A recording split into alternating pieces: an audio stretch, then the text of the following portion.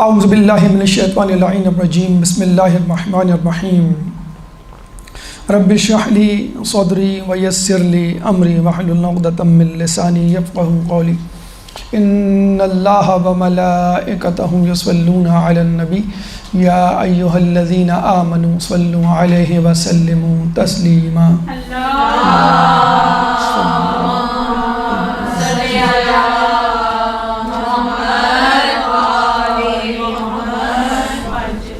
رسول اللہ کی معاشی زندگی یہ ہمارا موضوع، لیکن اس موضوع پر گفتگو کرنے سے پہلے چند اہم باتیں، چند اہم نکات مقدمات کی صورت میں اللہ تعالیٰ سورہ مبارکہ سورہ بقرہ آیت نمبر 201 چیپٹر 2 ورس نمبر 201 میں فرماتا ہے ربنا آتنا فی الدنیا حسنۃ وفی الآخرۃ حسنۃ، اے اللہ ہمیں اس دنیا میں بھی حسنات عطا فرما اور آخرت میں بھی۔ تو اب اس آیت سے یہ بات واضح ہو جانی چاہیے کہ اللہ تعالیٰ نے انسان کو دنیا کمانے سے منع نہیں کیا، لیکن اس کے ساتھ ساتھ فوکس آخرت بھی ہونی چاہیے، بلکہ آخرت منزل ہے اور دنیا اس کا راستہ ہے، یعنی اس دنیا سے ہوتے ہوئے آپ کو اپنی منزل آخرت یعنی جنت تک پہنچنا ہے، اور یہ سفر طے کیے بغیر کوئی چارہ نہیں، حتیٰ کہ کوئی یہ چاہے کہ بس آنکھ بند کر کے میں آخرت میں پہنچ جاؤں، یا جتنی زندگی گزار لی بس کافی ہے، یا اللہ مجھے اٹھا لے میری مشکلات زیادہ ہیں، یہ دعائیں مانگنا بھی حرام ہے، اور خودکشی کے بارے میں خود کہا گیا ہے کہ حرام۔ ہاں، یہ دعا جو ہمیں معصومین میں ملتی ہے کہ جب تک میری نیکیاں میری بدی پر، میرے گناہوں پر غالب ہوں، اس وقت تک مجھے زندہ رکھ، اور جب میری بدیاں یعنی گناہ نیکیوں پہ غالب آ جائیں تو مجھے اٹھا لے۔ تو خودکشی کرنے کا بھی اختیار آپ کو نہیں، حرام ہے اسلام میں۔ تو آپ کو دنیا بھی حاصل کرنی ہے اور آخرت بھی حاصل کرنی ہے، اور دنیا کو بھی اللہ سے طلب کرنا ہے اور آخرت کو بھی اللہ سے طلب کرنا ہے۔ یہ جو ہم سورہ فاتحہ میں پڑھتے ہیں ایاک نعبد و ایاک نستعین، کہ ہم تجھی سے مانگتے ہیں، تیری عبادت کرتے ہیں اور تجھی سے مانگتے ہیں۔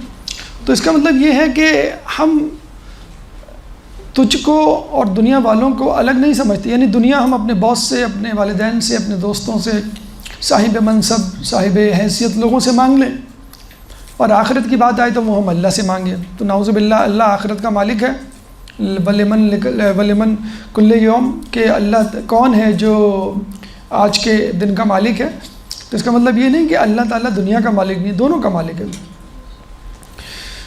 وَلِمَنْ مَلِكِ الْيَوْمِ، کہ کون آج کے دن کا مالک ہے۔ تو آخرت کے دن یہ ندا اٹھے گی کہ کون آج کے دن کا مالک ہے، اور اللہ تعالیٰ ہی بے شک اس دن کا مالک ہوگا، لیکن اللہ تعالیٰ اس دنیا میں بھی مالک ہے، اور اس دنیا میں نعمتوں کی فراوانی کا بھی جو ہے وہ ذمہ دار ہے۔ تو اس دنیا کو بھی حاصل کرنا ہے، آخرت کو بھی حاصل کرنا ہے، اور دنیا کو اچھی طرح گزارنا ہے۔ عموماً لوگوں کے ذہنوں میں یہ کانسیپٹ ہے کہ جو دیندار ہوتے ہیں وہ دنیا کی طرف متوجہ نہیں ہوتے ہیں، یا جو دنیا کی طرف متوجہ ہوتے ہیں وہ دیندار نہیں ہوتے ہیں۔ تو اس میں یہ جو تفریق ہے یہ ایک مسکانسیپٹ ہے۔ ہمیں جو ہے دین بھی حاصل کرنا ہے، دنیا بھی حاصل کرنی ہے۔ دنیا اتنی حاصل کرنی ہے کہ وہ دین کی راہ میں رکاوٹ نہ بنے، بس سمپل سا ایک فرق ہے۔ جیسے کسی عالم دین سے پوچھا گیا کہ ہم پیسے کی محبت رکھ سکتے ہیں، تو عالم دین نے کہا بالکل رکھ سکتے ہیں، بشرط یہ کہ پیسے کی محبت اللہ کی محبت پر غالب نہ آئے، بس یہ ایک تھوڑا سا فرق ہے۔ تو ربنا آتنا فی الدنیا حسنۃ وفی الآخرۃ حسنۃ، دنیا میں بھی اور آخرت میں۔ تو جو قیامت میں اللہ تعالیٰ کہے گا، اور جب آواز آئے گی لِمَلْكِ الْيَوْمِ لِلَّهِ واحد القہار، کہ اللہ تعالیٰ ہی اس کا مالک ہے، اس کا مطلب یہ ہوا کہ اس وقت اب مزید دنیا داروں کو یا کفار کو، یا جسے کہتے ہیں کہ اسلام کے دشمنوں کو کچھ نہیں ملے گا، لیکن اس دنیا میں ان کو بھی جب مل سکتا ہے تو پھر مسلمانوں کو کیوں نہیں مل سکتا۔ پھر جب ہم یہ سوچتے ہیں کہ دنیا میں اور دین میں ہم کس کو رول ماڈل بنائیں، تو عموماً لوگوں کے ذہن میں یہ سوال اٹھتا ہے، تو جواب اس کا یہ آتا ہے کہ دین کے معاملے میں تو ہم رسول اور ائمہ کو اپنا رول ماڈل بنائیں، تو دنیا کے معاملے میں تو پھر وہاں پہ ایک بہت بڑا کوسچن مارک لگ جاتا ہے، بھئی فلاں سیاستدان، فلاں سائنسدان یا فلاں بزنس مین کو اپنا رول ماڈل بنائیں۔ تو اللہ تعالیٰ سورہ احزاب آیت نمبر 21، سورہ احزاب قرآن کا 33واں سورہ چیپٹر 33 ورس نمبر 21 کہ لَقَدْ كَانَ لَكُمْ فِي رَسُولِ اللَّهِ أُسْوَةٌ حَسَنَةٌ کہ بے شک تمہارے لیے رسول کی سیرت میں بہترین نمونہ عمل ہے، یعنی جو کچھ تم چاہتے ہو حاصل کرنا، عمل پیرا ہونا، مسائل کا حل، پریشانیاں جو تمہارے آس پاس ہیں ان کو کس طرح دفع کیا جائے، تو ان سب کے لیے اللہ کے رسول کی طرف رجوع کرو۔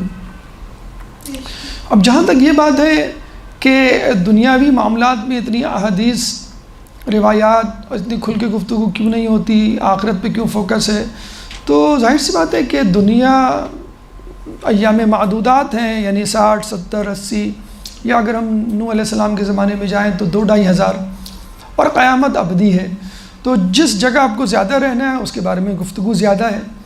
لیکن ایسا بھی نہیں ہے کہ دنیا کے معاملے میں اللہ تعالیٰ نے بالکل بائیک آؤٹ کیا ہوا ہے یا رسول اللہ کو سختی سے منع کیا تھا، بلکہ رہبانیت جس کو عیسائیوں نے اپنایا تھا، خود جان بوجھ کے لیا تھا، تو اللہ تعالیٰ نے اس کو بھی منع کر دیا تھا، لیکن انہوں نے جان بوجھ کے لیا کہ ہم تلافی کے طور پہ اس کو اپنانا چاہتے ہیں، دنیا چھوڑ کر مثلا جنگلوں، صحراؤں اور بیابانوں میں نکل جانا چاہتے ہیں، تو اللہ نے ان کو اجازت دی اور انہوں نے جو ہے اس کی رعایت نہیں کی۔ تو دین دنیا دونوں اللہ سے مانگیں،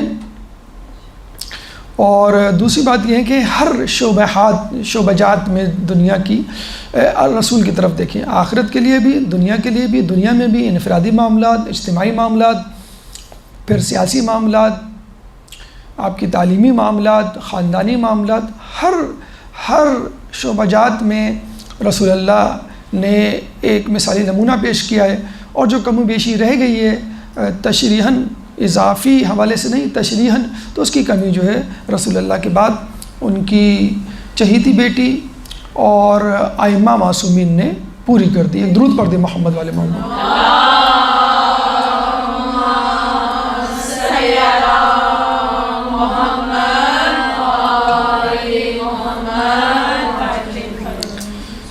اگر ہم اہمیت کے اعتبار سے دیکھیں گفتگو کا دوسرا مرحلہ کہ اس معاش کی کیا اہمیت ہے اور معاش کے ذرائع کون سے ہیں، تو اہمیت کے حوالے سے اگر ہم بات کریں تو ایک بہت چھوٹی سی حکایت، بہت اہم حکایت موسیٰ علیہ السلام کے حوالے سے ہمیں ملتی ہے۔ آپ کو معلوم ہے کہ موسیٰ علیہ السلام کہ جو حواری تھے وہ من و سلوہ جو آسمان سے اترتا تھا یا درخت کی چھال میں شہد کی صورت میں سے نکلتا تھا، وہ استعمال کیا کرتے تھے، اور وہ بہترین غذا ہوا کرتی تھی، بلکہ اس کے بعد انہوں نے ڈیمانڈ کی تھی کہ ہمیں تھوڑی سی ویرائٹی چاہیے، مختلف قسم کے کھانے، تو وہ بھی ان کو پرووائڈ کیے گئے۔ تو ان کے دل میں ایک خیال پیدا ہوا، زعم پیدا ہوا، فقر و مباحت انسان کے دل میں آئی جاتی ہے کہ میرا مقام مرتبہ دوسروں سے بلند ہے۔ تو انہوں نے موسیٰ علیہ السلام سے کہا کہ کیا ہم سے بھی کوئی بہتر قوم ہے اس دنیا میں؟ تو موسیٰ کو اللہ نے وحی کی، ان سے کہو کہ تم سے بہتر قوم وہ ہے کہ جو اپنے ہاتھوں سے کمائی کرے۔ یعنی دیکھیں، اللہ تعالیٰ کی طرف سے بھیجے ہوئے من و سلوہ تک کو اللہ تعالیٰ نے دنیا کی ہاتھوں سے کمائی کو زیادہ ترجیح دی ہے۔ یعنی آدمی جو ہاتھ سے کماتا ہے وہ زیادہ بہتر ہے بنسبت اللہ تعالیٰ، یعنی جنت کا خوانی اس کو کیوں نہ بھیج دے، وہ بہتر نہیں ہے۔ بہتر کیا ہے؟ جو اپنے ہاتھ سے کمائے۔ تو جو لوگ نکمے نکھٹو ہو کے گھر میں بیٹھ جاتے ہیں اور اپنے بھائی بہن، دوست، احباب، رشتہ دار، خاندان کے افراد پر ڈپینڈنٹ ہو جاتے ہیں، اور لوگ پھر رحم کھا کے ان کو امداد دیتے ہیں، ماہانہ امداد دیتے ہیں، یا مصیبت پڑنے پہ کچھ لوگوں کو عادت پڑ جاتی ہے تو پھر وہ عمر بھر رہتی ہے۔ کرونا کرائسس کے دوران تو بہت سارے ایسے کیسز منظر عام پر آئے، کچھ لوگوں کی ہمت نہیں ہو پاتی، پہلے سے وہ سست کاہل تھے، تھوڑی سی مشکل پڑی تو وہ بالکل ہی پیچھے آ گئے اور گھر میں بیٹھ گئے۔ تو اللہ تعالیٰ جب اپنے دیے ہوئے رزق جو معجزاتی رزق ہے اس کے مقابلے میں اپنے ہاتھوں سے کمائی، مزدور کی کمائی، ایک ملازم پیشہ افراد کی کمائی، ایک تاجر کی کمائی کو پسند کر رہا ہے، تو دوسروں کے اوپر ڈپینڈنٹ ہونے والے افراد اللہ تعالیٰ کو کیسے پسند ہو سکتے ہیں کہ آپ خود نہیں کما رہے، مثلا جس کی ذمہ داری نہیں ہے وہ آپ کو کما کے دے رہا ہے۔ مثلا کچھ ایسے مرد حضرات، شوہر حضرات ہوتے ہیں جو بیوی پہ ڈپینڈنٹ ہوتے ہیں، اگر بیوی خود اپنے طور پہ شیئر کر رہی ہے ایک الگ بات ہے، کفالت کی ذمہ داری مرد پر ہے، تو اصولاً تو مردوں کو اس کا احسان ماننا چاہیے کہ بھئی بیوی جاب کر کے یا سورس آف انکم سے آپ کا کام آسان کر رہی ہے، تو اصولاً آپ کو بھی گھر کے کام کر کے اس کا کام آسان کرنا چاہیے۔ اگر 50-50 ہے تو گھر کے کاموں میں بھی 50-50 معاملہ ہونا چاہیے۔ بہرحال یہ ناپسندیدہ ہے کہ انسان بستر سے لگ کے بیٹھ جائے گھر میں، جو ہے وہ صوفے پہ ریکلائن ہو کے ٹی وی اور انٹرنیٹ کا کیڑا بن جائے اور گھر سے نہ نکلے اور کوئی کام نہ کرے۔ اور انٹرنیٹ کی اس دور میں اب تو شاید ہی کوئی یہ کہہ سکے کہ بھئی میرے پاس اپارچونیٹی نہیں ہے، ہر جگہ پرچی چلتی ہے، سفارش چلتی ہے، اب تو انٹرنیٹ نے سارا کام آسان کر دیا۔ آپ کا اپنا یوٹیوب چینل ہے، اپنا انٹرنیٹ ایکسیس ہے اور ہر چیز انڈیپینڈنٹ ہے۔ تو اللہ کو یہ پسند نہیں ہے۔ اللہ کو کیا پسند ہے کہ اللہ تعالیٰ جو ہے وہ انسان کو خود اپنے ہاتھ سے کماتا ہوا دیکھے، چاہے وہ کم کمائے اس سے کوئی فرق نہیں پڑتا۔ مولا علی کا بھی ہمیں ملتا ہے، جب وہ کوفے کی مسجد میں آتے ہیں تو وہ دیکھتے ہیں کچھ لوگ بیٹھے ہوئے، جب وہ رات میں آتے ہیں، مغرب کی نماز میں آتے ہیں، دوسری نماز میں دیکھتے ہیں پھر وہ بیٹھے ہوئے اور اسی تندہی سے اور جسے کہتے ہیں عبادت کر رہے ہوتے ہیں۔ مولا پوچھتے ہیں یہ کون لوگ ہیں؟ تو لوگ کہتے ہیں کہ یہ وہ لوگ ہیں کہ جو بس مسجد کوفہ میں رہتے ہیں، عبادت کرتے رہتے ہیں اور کہیں نہیں جاتے۔ تو مولا علی کہتے ہیں ان کا کھانا، ان کی ضروریات کون پوری کرتا ہے؟ تو لوگوں نے کہا کہ ان کی ضروریات جو مسجد میں آتے جاتے لوگ ہیں وہ پوری کر دیتے ہیں۔ تو مولا نے کیا کہا؟ یہ نہیں کہا کہ بڑے اچھے لوگ ہیں ماشاءاللہ، اتنے مصروف ہیں کہ ان کو اپنے کھانے کمانے کا ہوش نہیں، کیا توجہ ہے، کیا اللہ کی طرف جو ہے وہ رجحان ہے۔ مولا نے کہا کہ ان سے بہتر کوفے کے کتے ہیں، یعنی کتا خود نہیں کماتا نا، آپ نے روٹی ڈال دی بس وہ کھا لیا۔ یعنی اتنا سخت جملہ، اتنی اہانت، جس کو اہانت نہیں کہنا چاہیے، حقیقت میں وہ ایسے ہی تھے کہ جو عبادت میں، دینداری میں اتنا زیادہ مصروف ہو جائے کہ اس کو اپنے گھر والوں کو ہوش ہی نہیں رہے، یعنی گھر کا راشن کوئی اور ڈال رہا ہے، گھر کی کیئر کوئی اور کر رہا ہے۔ تو یہ اسلام کو پسند نہیں ہے، اور اس کا عملی مظاہرہ خود رسول اللہ نے کر کے دکھایا۔ مطلب اگر آپ دین کا کام کر رہے ہیں، کتنا زیادہ دین کا کام کر رہے ہوں گے؟ کیا رسول اللہ جتنا کر رہے ہوں گے؟ رسول جتنا دین کا کام تو کسی نے بھی نہیں کیا، لیکن رسول نے دین کا کام کرتے ہوئے پروفیشنز، ذریعہ معاش کو اڈاپٹ کیا ہے، ان کو جو ہے یوٹیلائز کیا ہے اور کمایا ہے۔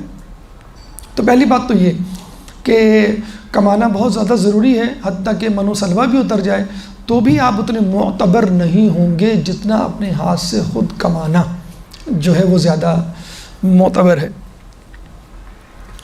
تو پہلی بات تو یہ ہوگی، بلکہ روایت میں یہ بھی آیا ہے کہ ایمان لانے کے بعد سب سے اہم کام حلال روزی کی تلاش، یعنی ایمان لیا آپ، مسلمان ہو گئے، مومن ہو گئے، اب سب سے اہم کام کیا ہے؟ واجبات کو چھوڑ کے بات ہو رہی ہے، یہ نہیں کہ آپ نے فجر کی نماز قضا کی اور آپ کو فکر ہے زیادہ آفس پہنچنے کی بنسبت فجر کی نماز کی۔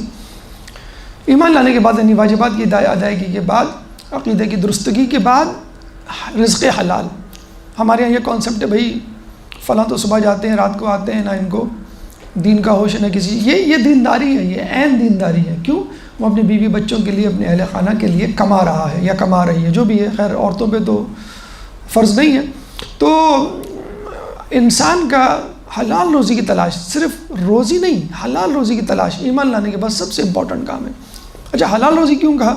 کیونکہ اگر اس روزی میں حرام کی آمیزش ہو جائے تو پھر یہ کام جو ہے وہ حرام ہو جاتا ہے، اور اتنا زیادہ اثر ڈالتا ہے انسان کی ذات پر کہ انسان دین کی باتیں سنتا بھی ہے تو اس کو سمجھ نہیں آتی، حق سامنے ہوتا ہے اس کو سمجھ نہیں آتا، امام سامنے ہر بات کھول کے بیان کر رہا ہوتا ہے اور اس کو کوئی بات پلے نہیں پڑتی۔ امام حسین مظلوم نے کربلا میں یہی تو کہا تھا، تمام تر کوششوں کے باوجود وہ جب ٹس سے مس نہ ہوئے، فوج اشقیہ کے افراد، تمہیں میری باتیں سمجھ نہیں آئیں گی، کیوں کہ تمہارے پیٹ حرام سے بھرے ہوئے۔ تو روزی کمانا بہت امپورٹنٹ ہے، من و سلوہ کچھ نہیں ہے اس کے سامنے، اور رزق حلال بہت ضروری ہے کہ اگر حرام رزق آدمی کمائے تو سامنے کھڑا ہوا امام جو واضح طور پہ آپ کو سمجھا رہا ہو، اس کی باتیں پلے نہیں پڑتی، انسان کو سمجھ نہیں آتی، تو یہ بہت زیادہ جسے کہتے ہیں کہ امپورٹنٹ ہے۔ اچھا، ہمارے آج کل کے دور میں تو بہت ہی زیادہ اہمیت کی حامل ہے یہ چیز، یعنی لوگ جو ہے عمر بھر کمپلیکس میں رہتے ہیں، مثلا ہم غریب ہیں، عمر بھر لوگ کمپلیکس میں رہتے ہیں، مثلا ہم مضافات میں فلاں علاقے میں رہتے ہیں، اپنے مکان یا رہائش کا پتہ بتاتے ہوئے لوگ جو ہے وہ شرماتے ہیں، اپنے خاندان کو انٹروڈیوس کرواتے شرماتے ہیں، بعض اوقات اپنے باپ کا پیشہ بتاتے ہوئے شرماتے ہیں۔ شادیوں کے معاملے میں تو بہت زیادہ سینسٹیوٹی آ جاتی ہے، مطلب حتیٰ کہ یہ بھی ہوتا ہے کہ کسی مضافات میں رہنے والے افراد جو ہے وہ کسی پوش علاقے میں کچھ دنوں کے لیے شفٹ ہوتے ہیں، یا کم از کم لڑکے والے لڑکی کو دیکھنے کے لیے آتے ہیں تو وہ اس مکان میں شفٹ ہو جاتے ہیں، مثلا اپنے کسی خوشحال بیٹے کے، کسی خوشحال رشتہ دار کے، تاکہ وہ یہ سمجھیں کہ ہم یہاں رہتے ہیں۔ تو اتنا زیادہ سینسٹیو ایشو ہے یہ بات، بالکل ازہر من الشمس ہے، اس میں کوئی دو بات نہیں۔ دیکھیں، پیسے کو سب کچھ سمجھ لینا اور اس کو معیار بنا لینا شادی کا، عزت کا، رشتے ناتوں کا، وہ تو غلط ہے، لیکن پیسہ حصہ بقدر جثہ یا اسٹیٹس یا شان کے مطابق ہو تو اس میں کوئی قباحت نہیں ہے۔ مطلب لوگ ایک دوسری ایکسٹریم پہ چلے جاتے ہیں۔ ایک ایکسٹریم تو یہ ہوتی ہے آپ نے بھی پیسوں کو سب کچھ سمجھ لیا ہے، اب وہ لڑکا جو ہے وہ حرام میں ملوث ہو، لڑکا جو ہے وہ نمازیں نہ پڑھتا ہو، لڑکا جو ہے وہ دینداری کی طرف بالکل بھی رجحان نہیں رکھتا، تو آپ نے پیسے کو دیکھ کے شادی کر لی تو یہ یقیناً غلط شادی ہوگی۔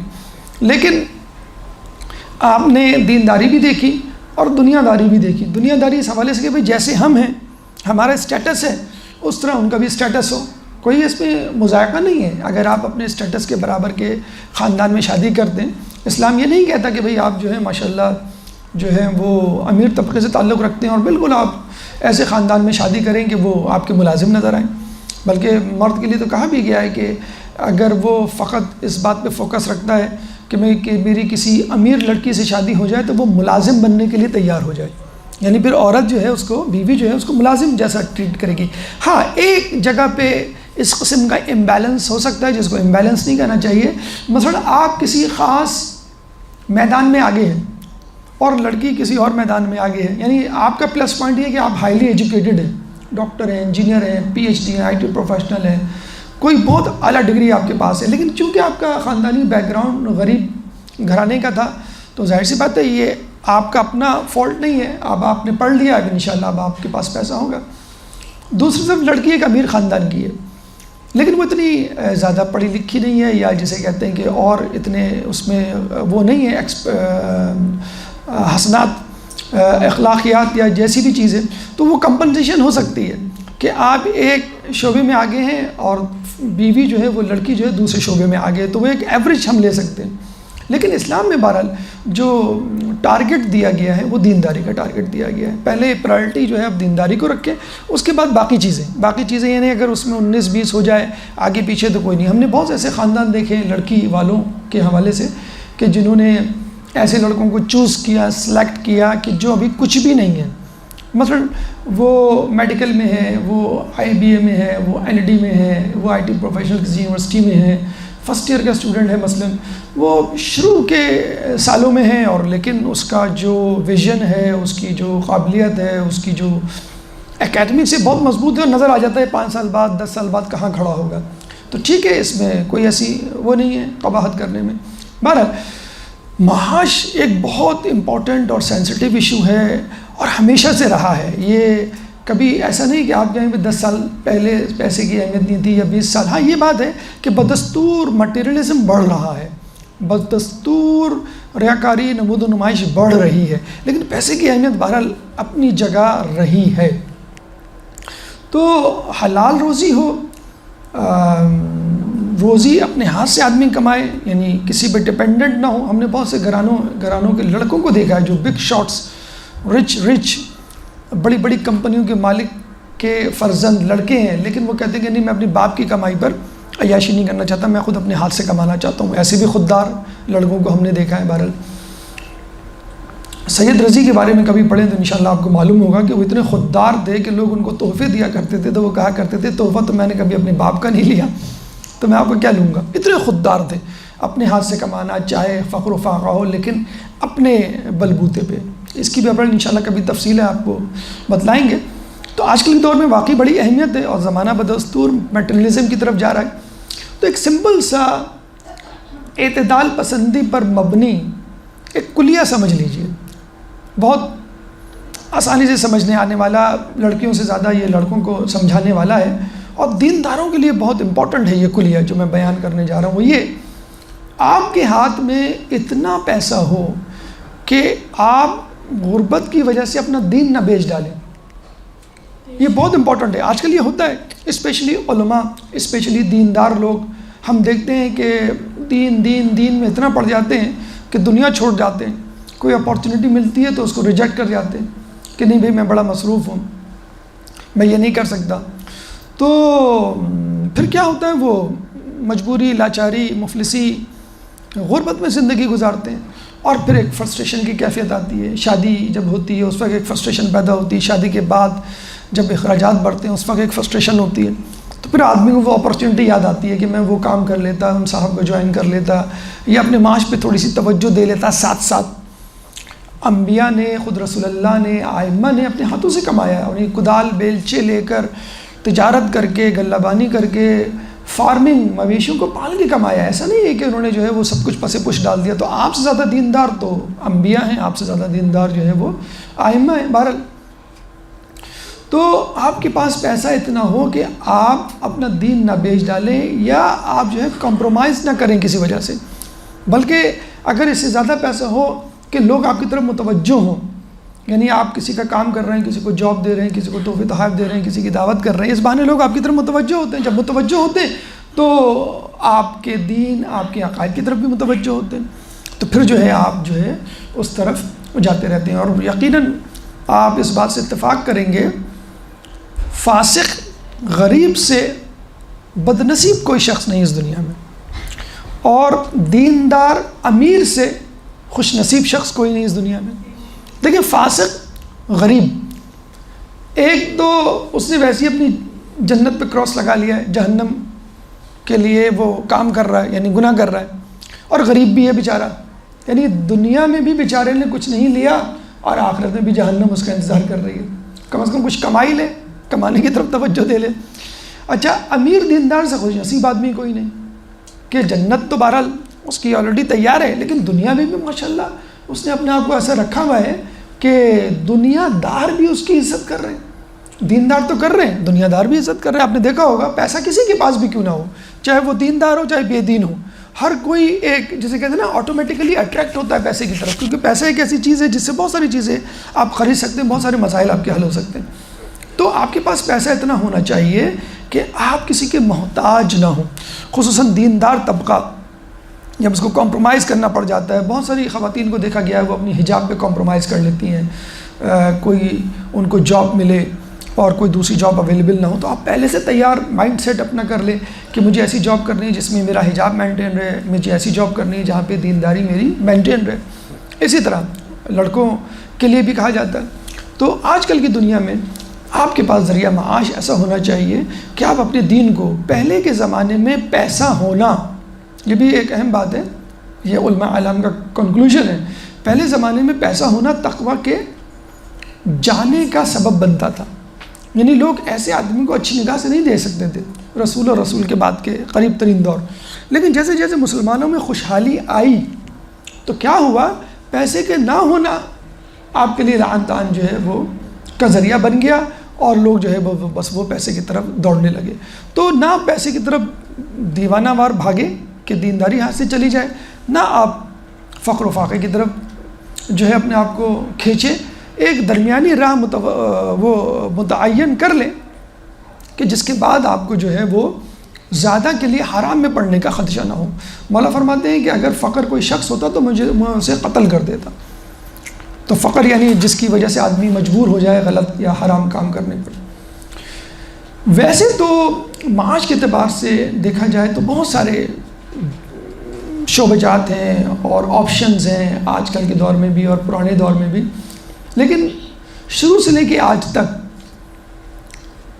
3 ایسے شعبہ جات ہیں کہ جن کے بارے میں کہا جاتا ہے کہ یہ دنیا میں کبھی ختم بھی نہیں ہوں گے اور سب سے زیادہ پروڈکٹیو پروفیٹیبل شعبہ جاتے ہیں. نمبر 1 تجارت، نمبر 2 زراعت، نمبر 3 غلہ بانی یا مویشی پالنا جس کو ہم کہتے ہیں فارمنگ. تجارت یعنی ایک چیز کو دوسری جگہ پہنچانا. تو ظاہر سی بات ہے کچھ چیزیں کہیں ہوتی ہیں، کچھ چیزیں کہیں نہیں ہوتی.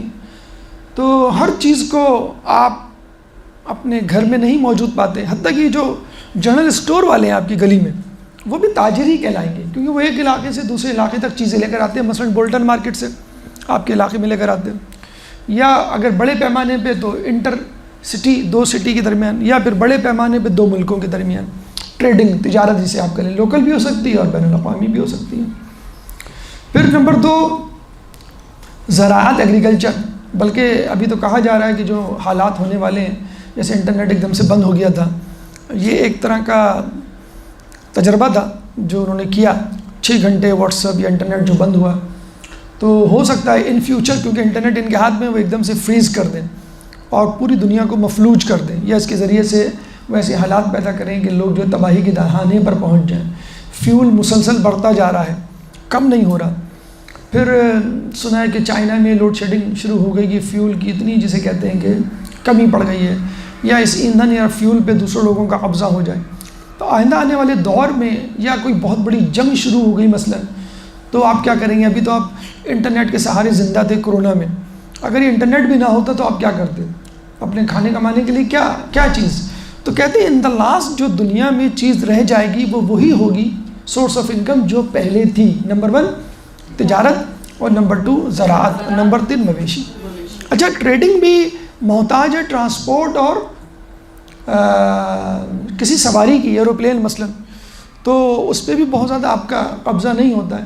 جو آخری چیز آ کے بچتی ہے وہ ہے زراعت اور مویشی، یعنی ایگریکلچر، جو ہمیں جس کی الف بے بھی نہیں معلوم کراچی یا لاہور یا پنڈی اسلام آباد یا شہر میں رہنے والوں کو. لیکن جو گاؤں میں رہنے والے ہیں، جو اپنے آپ کو اس وقت بڑا غریب اور فقیر سمجھ رہے ہیں، حقیقت میں وہ سب سے مالدار ہیں بشرطیکہ کہ اپنی زمینوں کو صحیح طور پہ استعمال کریں. زراعت. نمبر 2 مویشی، کیونکہ یہ دونوں چیزیں زراعت اور مویشی آپ کی غذا کا حصہ ہے. اور دیکھا جائے انسان 2 چیزوں پہ زندہ ہے، غذا اور پانی. پانی سمندر نہر کی صورت میں بہرحال اللہ نے اتنا دیا ہے کہ آپ تھوڑی سی محنت کر کے اس کو حاصل کر سکتے ہیں، اور فری ہے. لیکن غذا فری نہیں ہوتی. غذا کو اگایا جاتا ہے اناج کو مثلا، اور پھر اس کو گھر میں لایا جاتا ہے، پھر پکانے کے قابل بنایا جاتا ہے. تو اس کی تو آپ کو ہمیشہ ضرورت پڑے گی، کیونکہ یہ زندہ رہنے کی ضرورت ہے. یعنی لباس بھی آپ ایک لباس میں چلا لیں پورا سال، لیکن کھانا تو آپ کو 3 وقت چاہیے، کم از کم 2 وقت چاہیے. اور جسے کہتے ہیں پانی، وہ اویلیبل ہے. تو اصل چیز وہی سورس آف جو لائف ہے مین، وہ آپ کا کھانا، خوراک. اب خوراک میں یا تو زراعت سے آپ لیں گے، یعنی پودے اگا کر پھل سبزی وغیرہ، یا پھر آپ اینیملس مویشیوں سے لیں گے. آپ یہ کام جو بھی بھیڑ ہے، بکرا ہے، یہ ہے آپ کی گائے ہے یا اونٹ ہے، ان سے حاصل کریں گے. تو الٹیمیٹلی یہ 2 سورس ہیں، اور ٹریڈنگ جسے آپ کہہ لیں. تو پہلے زمانے میں بھی یہی تمام وہ تھے ذرائع، اور اب بھی جو ہے وہ ذرائع ہونے جا رہے ہیں. تو فیوچر میں اگر کسی کو انویسٹمنٹ کرنی ہو تو یہی 3 ذرائع ہیں، ٹریڈنگ ہے، آپ کا زراعت ہے، اور یہ مویشی. ڈیجیٹل مارکیٹنگ کے حوالے سے بہرحال ٹریڈنگ اس وقت جو ہے وہ آسمانوں سے باتیں کر رہی ہے. انٹرنیٹ، گوگل، یوٹیوب پہ بچے 10 سال 15 سال کے لاکھ سے زیادہ کما رہے ہیں ڈیجیٹل مارکیٹنگ سے. تو یہ خواتین کے لیے بھی ایک سورس آف انکم اس وقت آ گیا ہے، جو یہ سمجھ رہی ہیں کہ ہم مردوں کی طرح باہر نہیں جا سکتے. تو اب وہ معاملہ بھی ختم ہو گیا ہے، مرد بھی گھر بیٹھ کے کما رہے ہیں، آپ بھی گھر بیٹھ کے کما سکتی ہیں. بہرحال اب ہم چلتے ہیں آگے کہ اس رسول کے زمانے میں بھی یہی چیزیں تھیں. تجارت تھی جو رسول نے کی، غلہ بانی یہ بھی رسول نے کی، مویشی پالنا یہ دونوں ایک ہی چیزیں ہیں تقریباً. غلہ بانی جس کے پاس مویشی ہوں گے وہ اس کو لے کے نکلے گا اور کھلائے پلائے گا. لیکن آج کل کے دور میں لے کے نکلنے کا جو ہے وہ نہیں ہے ماحول کہ آپ دوسری جگہ جا کے کھلائے پلائیں. وہ فیڈر یا چیز جو ہے کھانے پینے کی وہ آپ کے فارم میں آ سکتی ہے. تو اس کو اب ایک جملے میں کہہ سکتے ہیں فارمنگ. مویشی پالنا اور غلہ بانی دونوں کو ملا کے آپ فارمنگ کہہ سکتے ہیں. تو ٹریڈنگ، فارمنگ، اور تیسری چیز جو ہے وہ زراعت. تو رسول اللہ نے زراعت، غلہ بانی، اور مویشی پالنا. ان 3 سے رسول گزرے ہیں کیونکہ مکے میں زراعت ممکن نہ تھی کیونکہ بنجر علاقہ تھا. تو اچھا اس زمانے میں یہ تو حلال پیشے ہوئے، اس زمانے میں حرام پیشے بھی تھے. جیسے آج کل بھی حرام پیشے کیا ہیں؟ سود خوری. تو اس زمانے میں جو رؤوسان قریش یا امیر لوگ ہوتے تھے وہ کسی کو ادھار دے دیا کرتے تھے اور کہہ دیا کرتے تھے بھائی ٹھیک ہے 10% 5% پر منتھ مجھے تم دے دیا کرو. تو وہ سود کے طور پہ لے لیا کرتے تھے، جس کو اسلام نے جو ہے وہ حرام قرار دیا، جس کی وجہ سے جو ہے وہ ٹریڈنگ یا تجارت رک جاتی ہے اور امیر ہمیشہ امیر رہتا ہے، غریب ہمیشہ غریب رہتا ہے. سود کھانے والے کو یا سود کا مال کمانے والے کو اللہ اور اس کے رسول سے جنگ قرار دیا اللہ تعالیٰ نے. پھر جو ہے وہ حرام کاموں میں لوٹ مار چوری چکاری بہت عام تھی اس زمانے میں. جو طاقتور قبیلہ ہوتا تھا، لڑنے بھڑنے والے لوگ ان کے پاس ہوتے تھے، وہ راستوں میں بیٹھ جایا کرتے تھے، تجارتی قافلے گزرتے تھے تو وہ ان پہ جو ہے وہ حملہ کر کے سارا مال لوٹ لیا کرتے تھے. یا حج پہ جو لوگ آتے تھے، آپ نے سنا ہوگا بنو امیہ کے بہت سارے ایسے گماشتے لٹیرے موجود ہوتے تھے جو حجاج کو لوٹا کرتے تھے. یہ بھی ایک وہ تھا جو بعد میں اتنا پھلا پھولا کہ لوگوں نے علاقوں پر قبضہ کیا.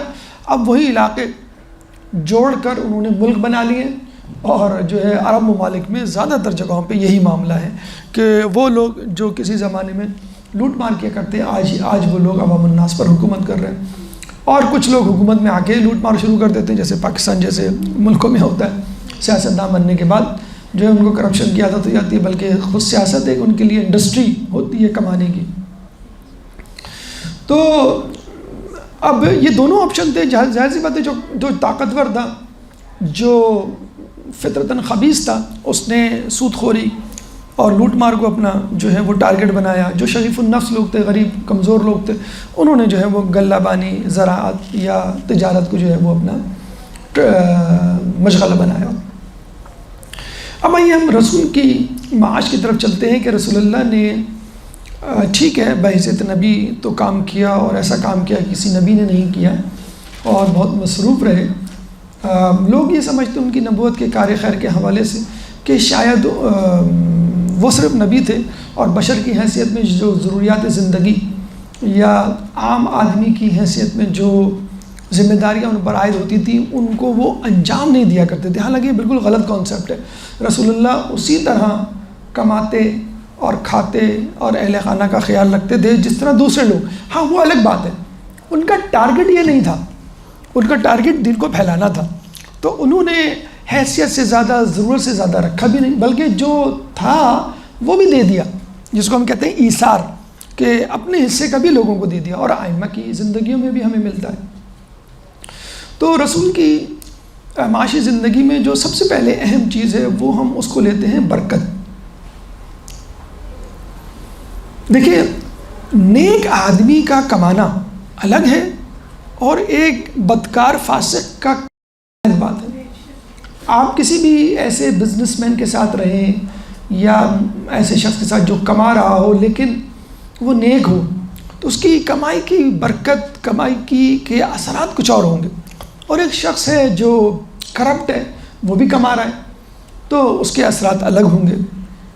رسول اللہ کی کمائی برکت کی کمائی تھی، بلکہ ہم دیکھیں رسول اللہ کا وجود خود ایک برکت تھا.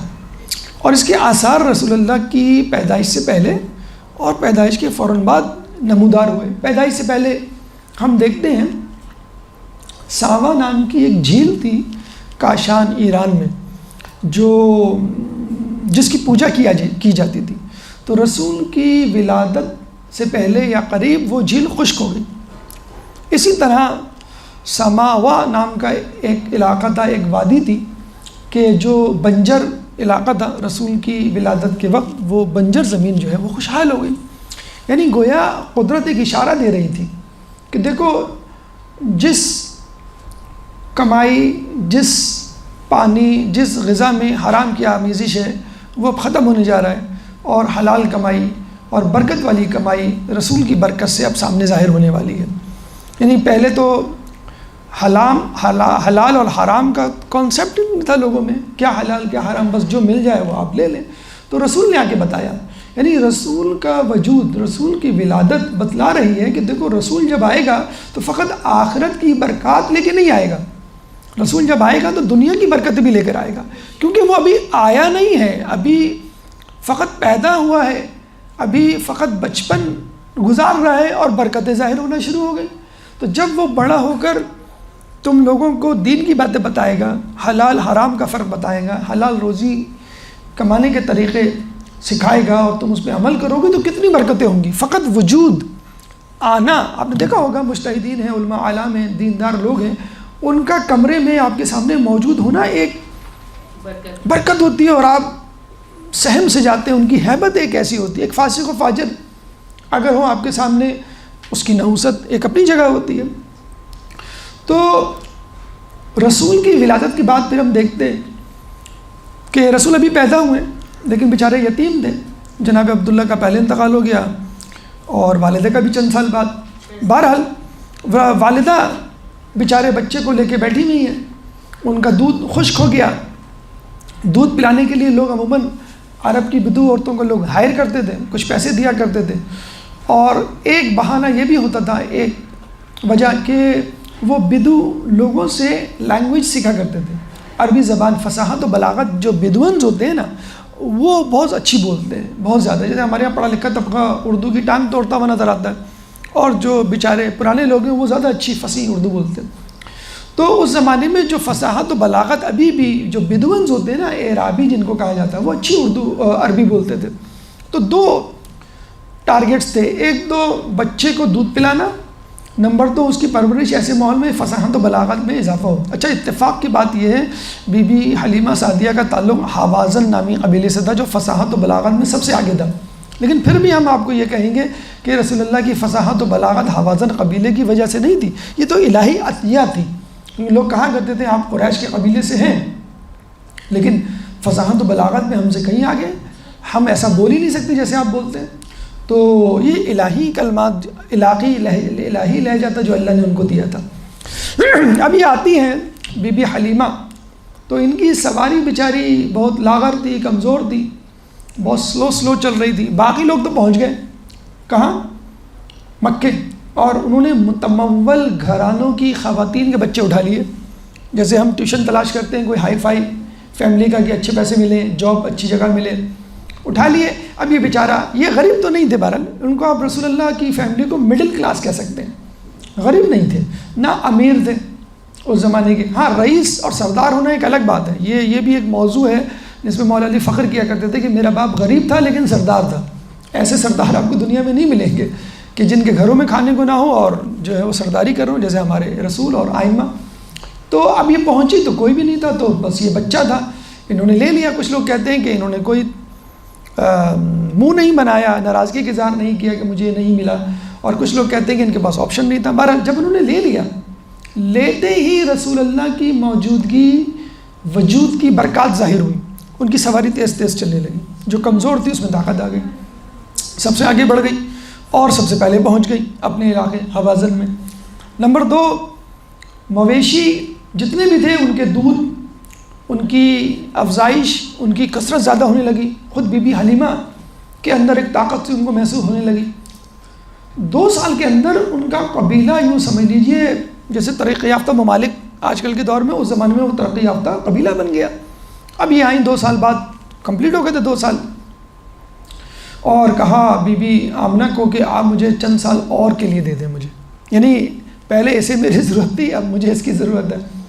اچھا، اتفاقاً یہ نہیں کہ کسی اور وجہ سے آپ کہیں کہ شاید بی بی آمنہ کو نعوذ باللہ محبت نہیں تھی، اس زمانے میں وبا پھیلی ہوئی تھی مکے میں، تو بی بی آمنہ نے سوچا کہ یہ نہ ہو میرا بچہ اس وبا کا شکار ہو جائے۔ انہوں نے کہا ٹھیک ہے، تم کچھ عرصے کے لیے لے جاؤ، تو وہ تقریباً 6 سال تک کے لیے لے گئی۔ پھر وہ لے کر آئیں تو کچھ عرصے بعد بی بی آمنہ کا انتقال ہو گیا۔ تو آپ نے دیکھا رسول اللہ کی وجود کی برکت، ابھی انہوں نے حلال حرام بتانا نہیں شروع کیا، ابھی انہوں نے کمانا نہیں شروع کیا، بتانا نہیں شروع کیا ایسے کماتے ہیں، لیکن وجود کافی ہے۔ جب بھی کہتے ہیں کہ جب تم کام کرو تو اس کام میں خدا کی ملازمت بھی کرو۔ یہ ایک بہت اچھا واقعہ بھی ہے، ابھی ریسنٹلی میں نے کہیں پڑھا، بلکہ دیکھا سنا ویڈیو کی فارم میں، تو ابھی میں انشاءاللہ آخر میں اس کو بھی آپ کے گوش گزار کروں گا کہ جب ملازمت کرو کسی بندے کی، ظاہر سی بات آپ کا باس ایک انسان ہوگا، تو اس کے ساتھ ساتھ اللہ کی بھی ملازمت کرو تو تمہاری ملازمت میں برکت ہوگی. کیسے؟ انشاءاللہ اس کا تذکرہ آخر میں آئے گا. تو بی بی اس شخص کا وجود جو ہے نیک آدمی کا وہ کافی ہوتا ہے. اس کے شخصیات سے ایسے کام صادر ہوتے ہیں کہ لوگ اس سے برکات سمیٹتے ہیں. تو رسول کا وجود بچپن سے، ولادت سے، معاشی طور پہ ہم بات کر رہے ہیں، ابھی ہم دینی حوالے سے نہیں بات کر رہے ہیں، معاشی طور پہ جانوروں کی پرورش، ان کا دودھ زیادہ ہونا، خوشحالی آنا، سرسبز و شادابی جسے کہتے ہیں وہ پیدا ہونا. رسول اللہ کے آنے پر جو ہے سماوان نامی آبادی جو ہے سرسبز ہو گئی تھی. خضر علیہ السلام کے بارے میں کہتے ہیں جہاں وہ بیٹھتے تھے وہ جگہ اخضر ہو جاتی تھی، ہری ہو جاتی تھی، اس لیے ان کا نام خضر پڑا. تو یہ رسول اللہ کی برکات تھی. یعنی وجود دیندار شخص، ایک دیندار شخص کا وجود کافی ہے آپ کے کاروبار میں برکت ڈالنے کے لیے. محنت کرنا بھی ایک الگ بات ہے. اب آئیے رسول کے خاندان کی طرف کہ رسول کا خاندان معاشی اعتبار سے کیسا تھا، اسٹیٹس وائز کیسا تھا. تو ہم نے بتایا آپ کو، نہ وہ امیر تھے نہ غریب تھے، مڈل کلاس آپ سمجھ لیجیے. ہاں سردار ضرور تھے. سردار کیوں تھے؟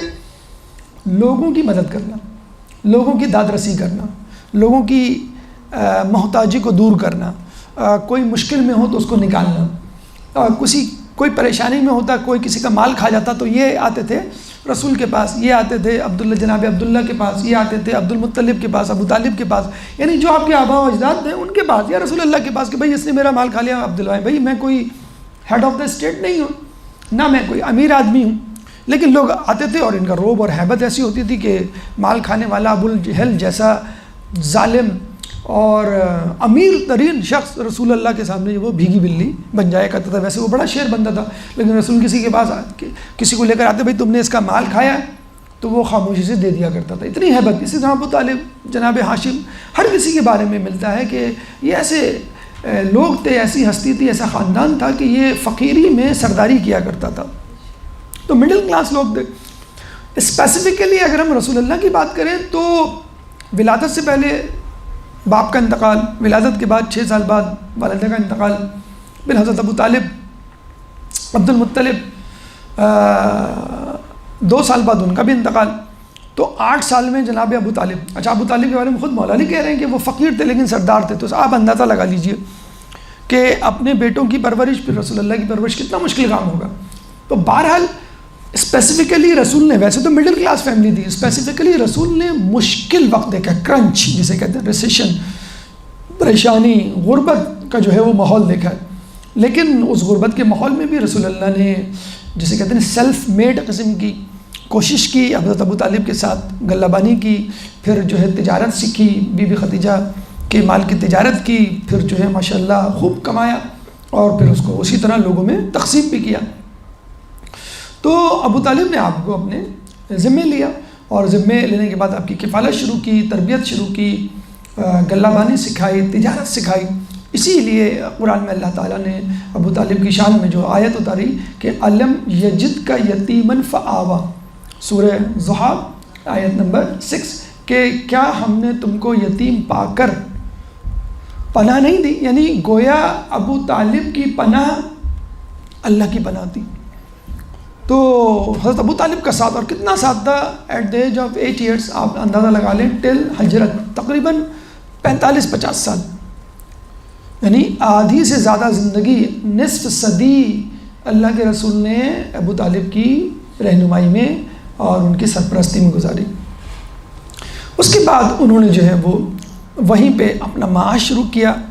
بچپن میں رسول کا معاش غلہ بانی بطور شیفرڈ، گڈریا جسے کہتے ہیں، جو جانوروں کو چلاتا ہے.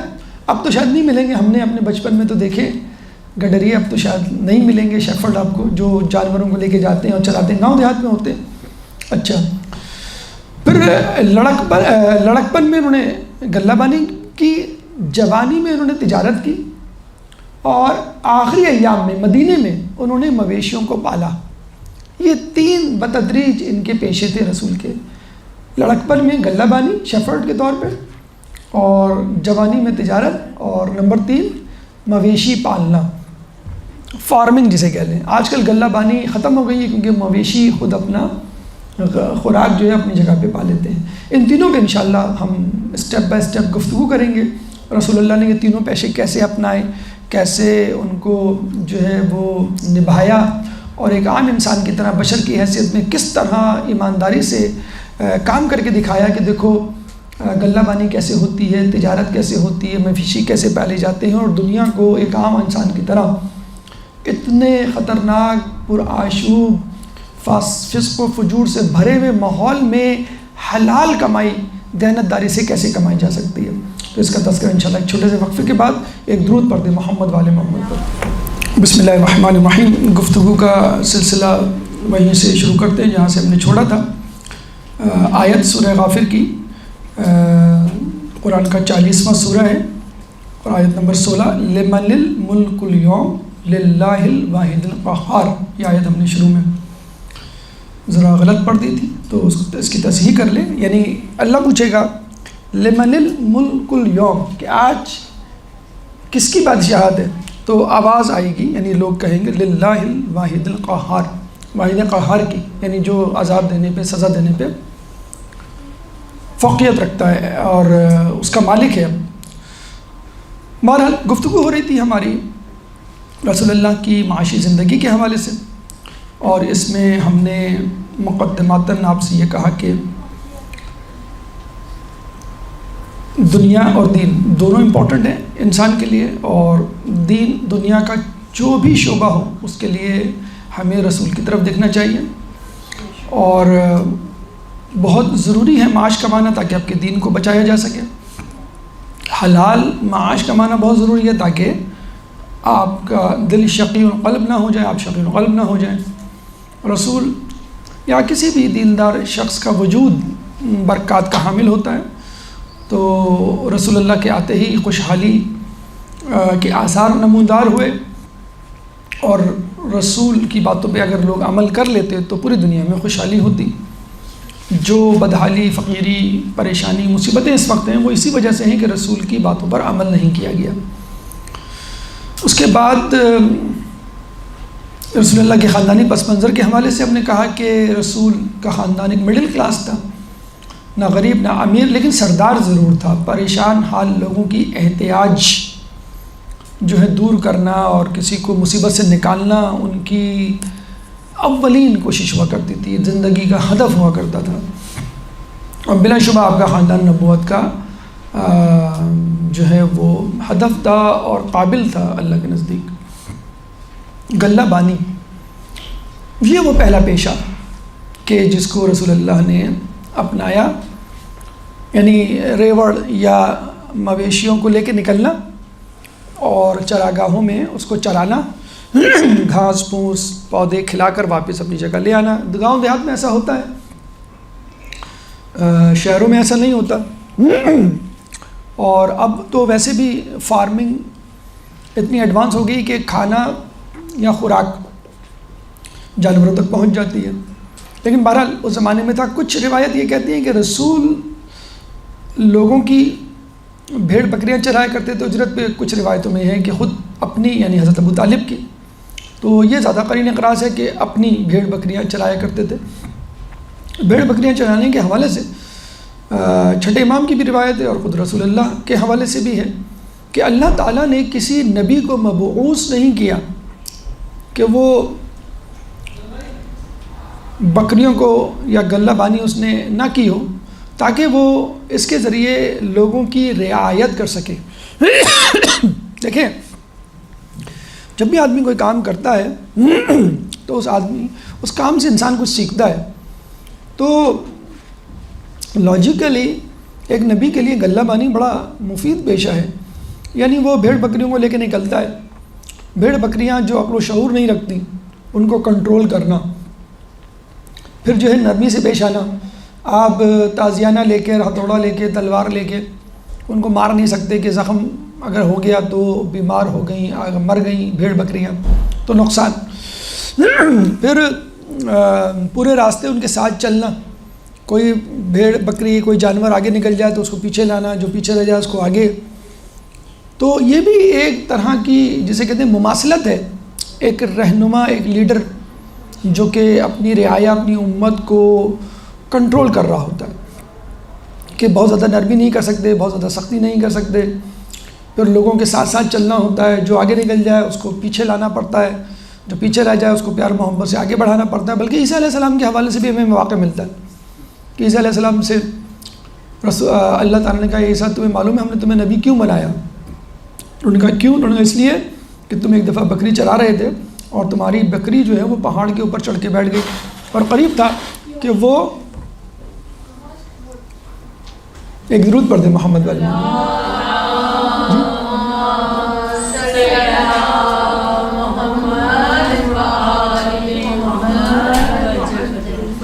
اسپارک ہوا ہے، ادھر آ جائیں، ادھر آ جائیں، ادھر آ جائیں۔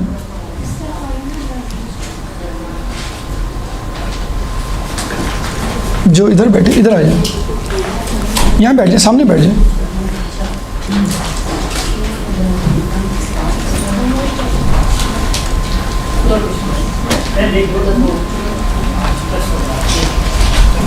آگ نکلی تھی کیا؟ ہاں بس دیکھ کے رہیے، وہ کیا کہہ رہے ہیں؟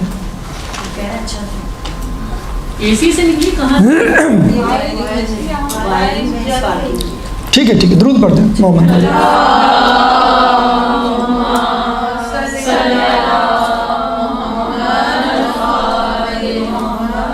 تو نبی کو بھی دیکھنا پڑتا ہے، ایک لیڈر کو بھی دیکھنا پڑتا ہے، کنٹرول کرنا پڑتا ہے۔ اب عیسیٰ علیہ السلام سے اللہ نے پوچھا تو عیسیٰ علیہ السلام نے کہا مجھے نہیں معلوم۔ اللہ نے کہا کہ ایک دفعہ تمہاری بکری جو ہے پہاڑی پہ چڑھ گئی تھی اور قریب تھا کہ وہ چھلانگ لگا لیتی، تو تم اس کے پاس گئے، پیار محبت سے اس کے گلے میں باہیں ڈالی اور یہ کہا کہ اگر تم چھلانگ لگا دیتی تو تمہیں کتنا نقصان ہوتا۔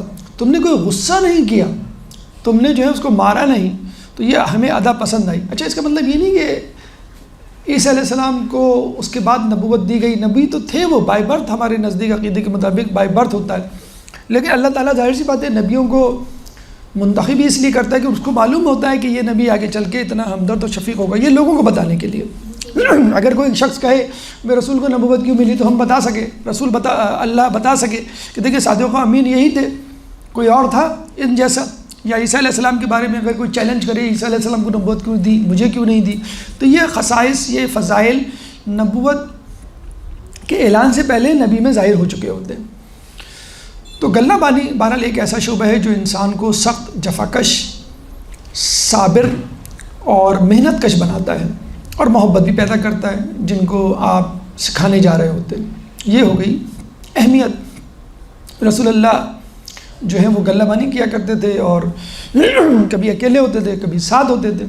ایک واقعہ ہمارے یاسر کا ہمیں ملتا ہے کہ ہمارے یاسر نبوت کے اعلان سے پہلے ہمارے یاسر نے اور انہوں نے یہ فیصلہ کیا بھئی ہم فلاں مقام پر جا کر کل صبح فلاں وقت اپنے جانوروں کو چرائیں گے کیونکہ وہ جگہ بڑی اچھی ہے۔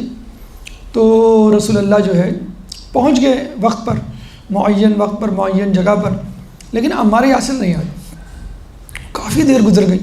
یہ بالکل ایسا ہی ہے کہ آپ کے سامنے کھانا رکھا ہو اور کوئی کہے کہ بھئی ٹھیک ہے میں 8 بجے آؤں گا، دونوں ساتھ ناشتہ کریں گے، اور وہ شام جو ہے 9 بجے آتے ہیں، 10 بجے آتے ہیں، اور آپ ویسے ہی بیٹھے رہیں، تو شاید ہی کوئی ہوگا۔ مطلب لوگ تو اپنی بیگمات کے لیے، بیگمات شاید اپنے شوہروں کے لیے نہیں ٹھہرتے ہیں، چائے ٹھنڈی ہو جائے گی۔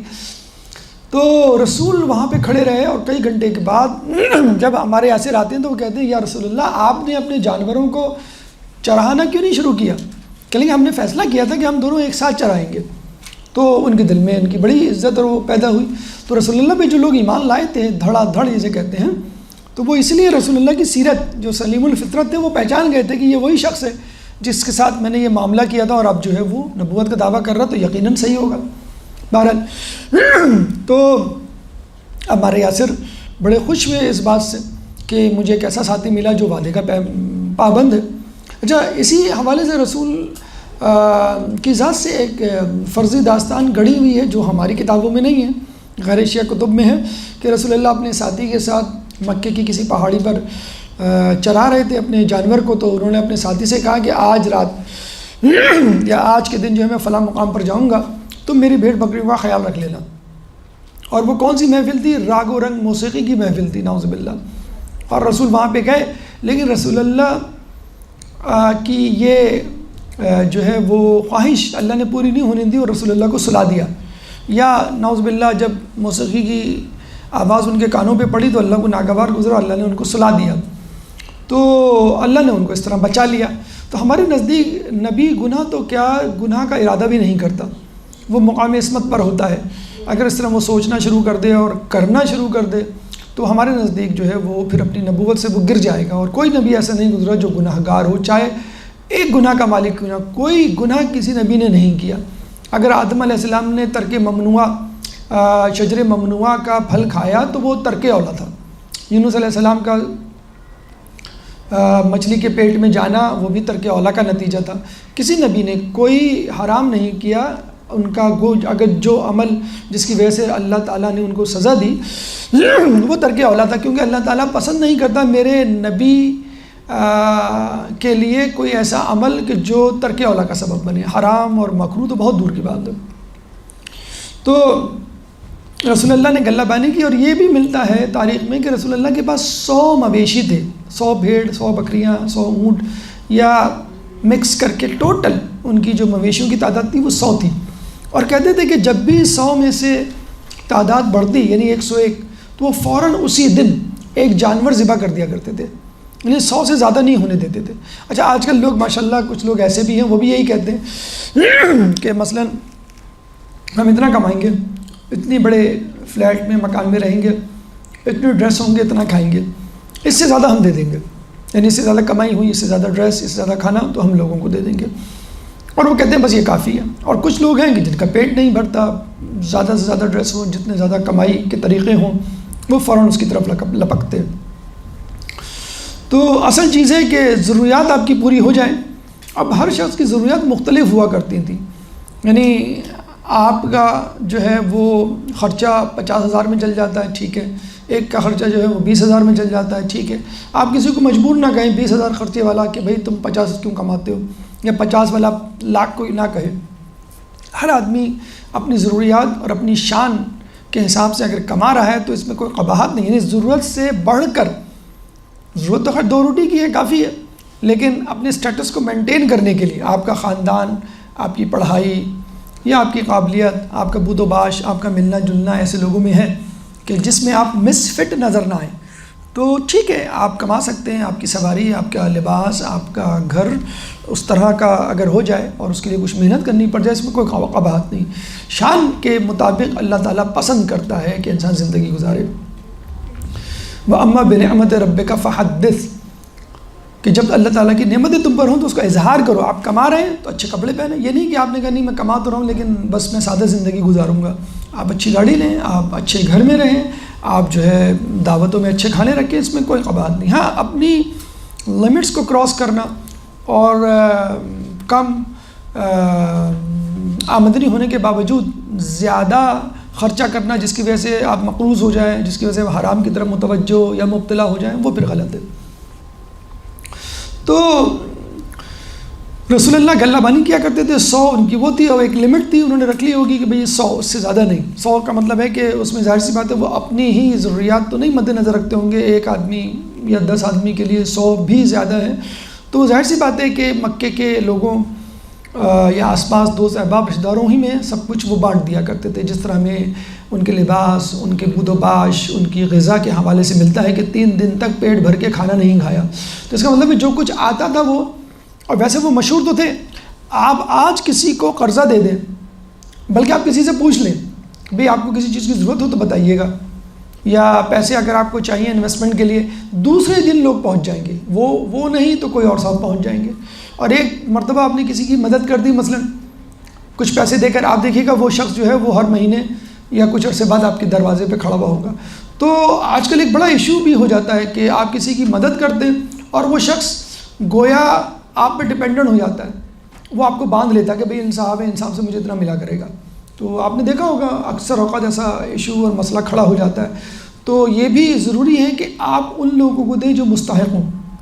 مستحق میں یہ ہے کہ واقعی بیمار ہو اور علاج کے لیے پیسہ نہ ہو، واقعی بھوکا ہو اور کھانے کے لیے کچھ نہ ہو، یا پھر دیندار طبقہ جو دین کا کام کر رہا ہے۔ ایک تو دیندار طبقہ جو دیندار تو ہیں، دین کا کام نہیں کر رہا، ایک وہ طبقہ ہے جو دیندار بھی ہے، دین کا کام بھی کر رہا ہے، طلباء، اساتذہ، انتظامیہ، مسجد، مدرسے کے لوگ جو دین کا کام کر رہے ہیں، سب سے زیادہ استحقاق ان لوگوں کا ہے، کیونکہ ان کا سروائیول اور لوگوں سے زیادہ امپورٹنٹ ہے۔ ان کو بری ذمہ کرنا سب سے زیادہ جو ہے وہ امپورٹنٹ ہے۔ جیسے ہم کہتے ہیں نا محافظ سرحد فوجی ہوتے ہیں، ان کو ہر پریشانی اور مصیبت سے دور رکھا جاتا ہے۔ بھئی آپ کا خرچہ ہمارے ذمہ، اسکول کی فیس ہمارے ذمہ، صحت و علاج معالجہ حکومت کی طرف سے، رہائش ہماری طرف سے، ملازمین، ہر چیز دی جاتی ہے۔ کیوں؟ ان کو free of hassles of life, زندگی کی پریشانیوں سے دور رکھنا تاکہ وہ محافظت کر سکیں آپ کے ملک کی سرحد کی۔ تو واٹ اباؤٹ دوز، ان لوگوں کے بارے میں کہ کیا خیال ہے جو آپ کے ایمان کی سرحدوں کی حفاظت کر رہے ہیں؟ ان کا سروائیول سب سے زیادہ امپورٹنٹ ہے۔ یعنی ایک علاقے میں 10 لوگ ہیں جو دینداری کا کام کر رہے ہیں، ہم 90 لوگ باقی کام کر رہے ہیں، تو سب سے زیادہ امپورٹنس پرائرٹی ان لوگوں کو دی جائے گی، 10 لوگوں کو جو دین کا کام کر رہے ہیں، کیونکہ دین سے انسان کے دنیا اور آخرت کی بقا جو ہے وہ وابستہ ہے۔ بہرحال تو 100 اونٹ 100 مویشی ان کے پاس ہوتے تھے، جب بھی وہ ایکسیڈ کرتے وہ فوراً ذبح کر دیا کرتے۔ تو یہ بھی ایک طریقہ کار ہے، اگر آپ ذہن میں رکھ لیں کہ بھئی ہمیں ہفتے میں اتنا پکانا ہے اور اتنے دن گوشت کھائیں گے ہم، یا اتنے لباس ہونے چاہیے، یا اتنی غذا ہونی چاہیے، یا اتنا فرنیچر اس قسم، اور اتنی مالیت کا موبائل، نوجوان لڑکے لڑکیوں میں بہت زیادہ کریز ہو گیا ہے، مثلاً جو لیٹسٹ موبائل ہے وہ خریدنا ہے، حالانکہ آپ رہ رہے ہیں مضافات میں، آپ کے پاس موبائل جو ہے وہ 50,000 کا، آپ کے پاس موبائل جو ہے لاکھ کا، 2-2 لاکھ کے موبائل لوگوں کے پاس جو ہے وہ دیکھے گئے ہیں، حالانکہ وہ ان کی فیملی اس طرح کی نہیں ہے کہ وہ لاکھ کا بھی موبائل رکھیں یا 50,000 کا بھی موبائل رکھیں۔ بس ایک فیشن، ایک دوڑ ہے، اسٹیٹس سمبل جسے کہتے ہیں، لباس، سواری، گھر دیکھ کے انسان کہے کہ ہاں ماشاءاللہ اللہ آپ کو اور دیں، اور لباس، سواری یا چیزیں آپ کے پاس دیکھ کے لوگوں کی بھویں چڑھ دیں اور پوچھیں بھئی کہاں سے آیا، تو اس کا مطلب ہے کہ واقعی آپ اس اسٹیٹس کے قابل نہیں ہیں، جو چیزیں آپ کے پاس نظر آ رہی ہیں آپ اس کے قابل نہیں ہیں، تو آپ نے کیوں جمع کی ہوئی ہیں؟ وہ انسان کو خود بھی اندازہ ہو جاتا ہے، اور لوگ بھی اس کو جسے کہتے ہیں وہ جتا دیتے ہیں۔ لیکن کچھ لوگ ہیں بہرحال ان کے لیے جائز ہے چیزوں کو رکھنا اور برتنا، بشرط یہ کہ اللہ کی محبت جو ہے وہ غالب رہے۔ تو یہ غلہ بانی یا بکریاں چرانے کے حوالے سے گفتگو ہوئی، اس کا ایک اپنا فائدہ ہے، ایک ٹریننگ ہے۔ ویسے تو کہا جاتا ہے کہ رسول یا نبی اللہ کی طرف سے ٹرینڈ ہوتا ہے، یعنی تربیت یافتہ ہوتا ہے، اس کو ضرورت نہیں ہوتی کہ وہ کسی انسان سے سیکھے۔ جب انسان سے نہیں سیکھنا تو وہ جانور سے کیوں سیکھے گا؟ تو نبی کو ضرورت نہیں نبی سے، لیکن اسباب یا وسائل کو استعمال کرنا ہوتا ہے، ورنہ تو نبی کو ضرورت بھی نہیں ہے کھانے کی، وہ نہ کھائے تو بھی چل جائے گا، لیکن نبی بشر کی صورت میں ہے تو اس کو وہ وسائل استعمال کرنے ہیں جو لوگ استعمال کر رہے ہیں، تاکہ لوگوں کو بتایا جا سکے۔ قل انما انا بشر مثلکم، یہ جو آیت ہے سورہ کہف کی، وہ اسی لیے ہے کہ وہ تمہاری طرح کے انسان ہیں۔ دیکھو وہ بکریاں چراتے ہیں، دیکھو وہ بازار میں خریداری کرتے ہیں، دیکھو وہ اہل و عیال کے ساتھ رہتے ہیں، دیکھو وہ کھانا کھاتے ہیں، وہ سوتے ہیں، تو تم بھی ان کی اتباع کرو۔ ان جیسے اگر نہیں بن سکتے تو ان کو فالو کرو، ان کے پیچھے پیچھے چلو، 90%، 80%، 50%۔ تو یہ غلہ بانی کے حوالے سے گفتگو ہوئی۔ اب آئیے دوسرے پیشے کی طرف، تجارت۔ ایک درود پڑھ دیں محمد والے محمد۔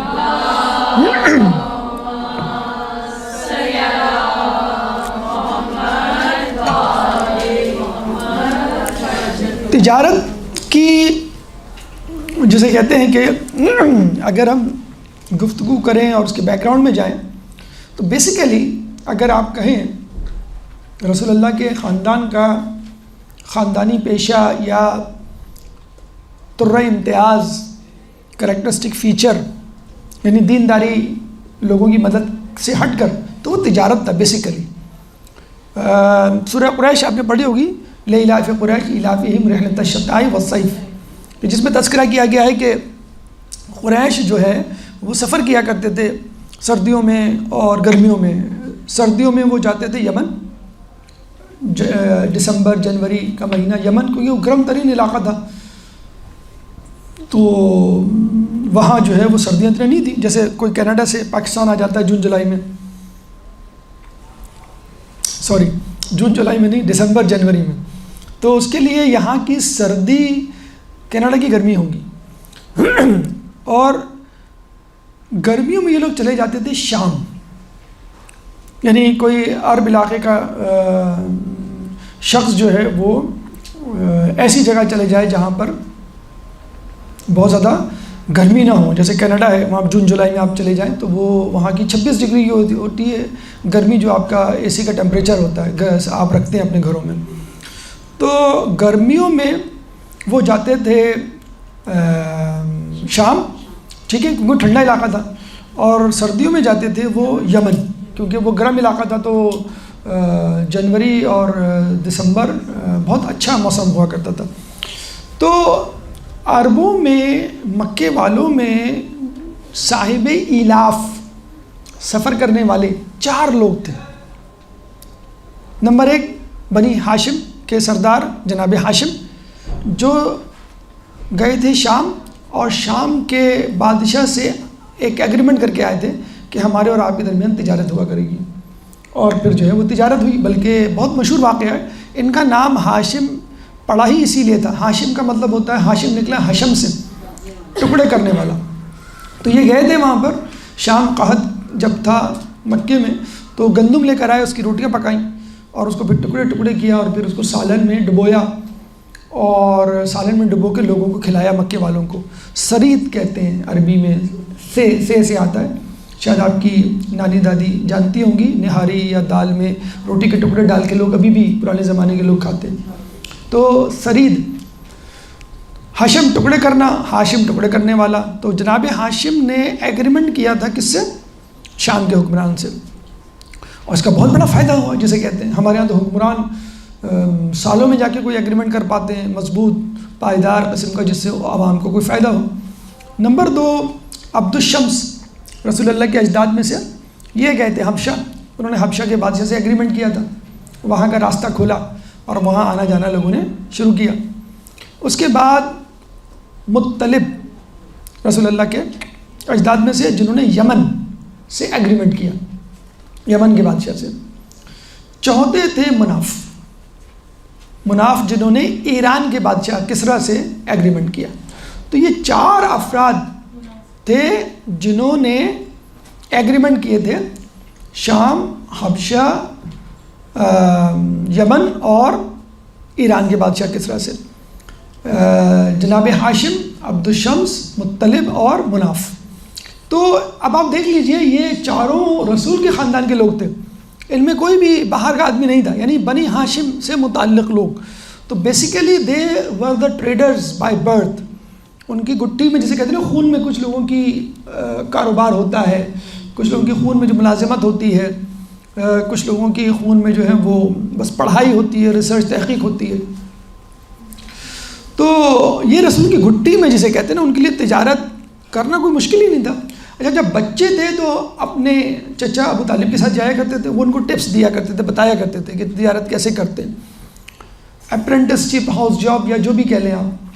تو آپ کو یاد ہوگا پہلا جو سفر تھا شام کی طرف، بحیرہ جو راہب ملا تھا، جس نے رسول کو دیکھ کر فوراً پہچان لیا تھا اور ابو طالب کو بلا کر کہا تھا کہ یہ شخص جو ہے وہ نبی، بچہ نبی بننے جا رہا ہے. اور پھر ٹیسٹ کے خاطر رسول اللہ سے الگ سے جا کے کہا بھی تھا کہ میں تم سے کچھ سوال پوچھ رہا ہوں، لات و عزیٰ کی قسم کھا کر بتلاؤ ان سوالات کے جوابات. تو رسول نے کہا میں لات و عزیٰ کی قسم تو کبھی نہیں کھا سکتا، کیونکہ یہ نفرت آمیز شخصیات یا بت ہیں، بت تھے جن کی وہ پوجا کیا کرتے تھے. تو اس کا یقین اور ہو گیا. پھر اس نے رسول اللہ کے شانے پر مہر نبوت دیکھی تھی. تو یہ پہلا سفر تو جو انکمپلیٹ تھا، ادھورا رہ گیا تھا، لیکن بہرحال وہ ٹپس ابو طالب ان کو دے دیا کرتے تھے. اور ابو طالب کے بارے میں تو آپ کو معلوم ہے کہ اپنے ساتھ سلایا کرتے تھے، بلکہ ان کے بستر چینج کیا کرتے تھے. جب سب سو جایا کرتے تھے تو رسول اللہ کو اٹھایا کرتے تھے خاموشی سے، اور علی کو رسول کی جگہ پہ سلایا کرتے تھے، اور رسول کو علی کی جگہ پہ سلایا کرتے تھے خاموشی سے. اور جب بھی کھانا لگتا، جیسے ہمارے گھروں میں ہوتے ہیں کچھ فیوریٹ بچے ہوتے ہیں، امی کہتی ہیں بیٹا بھی ٹھہر جاؤ، بھائی آ جائے پھر شروع کرنا. بہنیں اکثر جو ہے وہ اس پہ احتجاج بھی کرتی ہیں، بھائی کا آپ کو بڑا خیال ہوتا ہے، تو لڑکیوں کا عموماً خیال رکھے. تو رسول کا بڑا اسپیشل خیال، کھانا اس وقت تک نہیں شروع ہوتا تھا، ابو طالب نہیں کرتے تھے جب تک رسول نہیں آ جاتے تھے. بلکہ اگر رسول آتے ہوئے کہیں بازار میں نظر آئے، ہمیں کوئی بچہ نظر آئے، تو ہم کہتے ہیں بیٹا اس کو لے جاؤ، میں ذرا بات کر رہا ہوں. جب رسول آتے تھے تو وہ کہتے تھے ہٹ جاؤ، عبد المطلب کہا کرتے تھے ہٹ جاؤ، اور ان کو اپنے پاس اپنی نشست کے ساتھ بٹھایا کرتے تھے. اور ابو طالب کا بھی جو ہے وہ یہی تھا جس کے لیے ان کو وصیت کی تھی حضرت عبد المطلب نے اپنے انتقال سے پہلے. تو ابو طالب نے نہ صرف یہ کہ ان کو پرورش پرووائڈ کی، تربیت دی، بلکہ ان کو ٹپس بھی دی تجارت اور غلہ بانی کے حوالے سے۔ اچھا، صداقت اور امانت تو یہ مشہور تھے، ان کا خاندان مشہور تھا، اور آپ کو یہ بھی معلوم ہوگا کہ ہجرت کی رات جو لوگ قتل کرنے آئے تھے ان لوگوں نے امانتیں رکھوائی نہیں تھیں رسول کے بعد، اور وہی قتل بھی کرنے آئے تھے۔ تو امانت اور صداقت کے چرچے ہو گئے تھے۔ جب یہ جاتے تھے تو اس زمانے میں ہی پھیل گئے تھے قصے۔ تو حضرت خدیجہ کو جب پتہ چلا، اب ان کی جو میراث تھی اپنے بابا کے حوالے سے اتنی زیادہ تھی کہ ان کو ملکۃ العرب کہا جاتا تھا، اور اتنی زیادہ تھی، کہتے ہیں ان کا جو تجارتی مال تھا وہ ایک ترازو میں رکھے، اور تمام مکے والوں کا تجارتی مال ایک ترازو میں رکھے، تو ان کا مال جو ہے وہ زیادہ ہوتا تھا یا برابر کا ہوتا تھا۔ اتنا زیادہ ہوتا تھا کہ انسان جو ہے اگر وہ ڈھیری سونے چاندی کی لگا دی جائے بی بی خدیجہ کی، تو وہ ڈھیری جو ہے ایک آدمی دوسرے آدمی کو دیکھ نہیں سکتا تھا۔ تو بی بی خدیجہ نے کہا کہ ان کو کہو کہ یہ میرا مال لے کر جائیں، اور ان کو یہ ڈر بھی تھا اگر قبول نہیں کی انہوں نے آفر تو بڑا مسئلہ ہو جائے گا، کیونکہ وہ ایک امانت دار آنیسٹ آدمی کی تلاش میں تھی، اور آپ کو معلوم ہے اس زمانے میں چوری چکاری بہت عام تھی، کرپشن بہت عام تھی۔ تو رسول کو باقاعدہ انہوں نے دگنی آفر کی، اور لوگوں کو وہ ایک اونٹ دیا کرتی تھی جب وہ واپس آتے تھے سفر سے، ایک اونٹ بطور سیلری کہہ لیجیے۔ تو رسول اللہ کو کہا کہ میں آپ کو 2 اونٹ دوں گی، دگنا دوں گی۔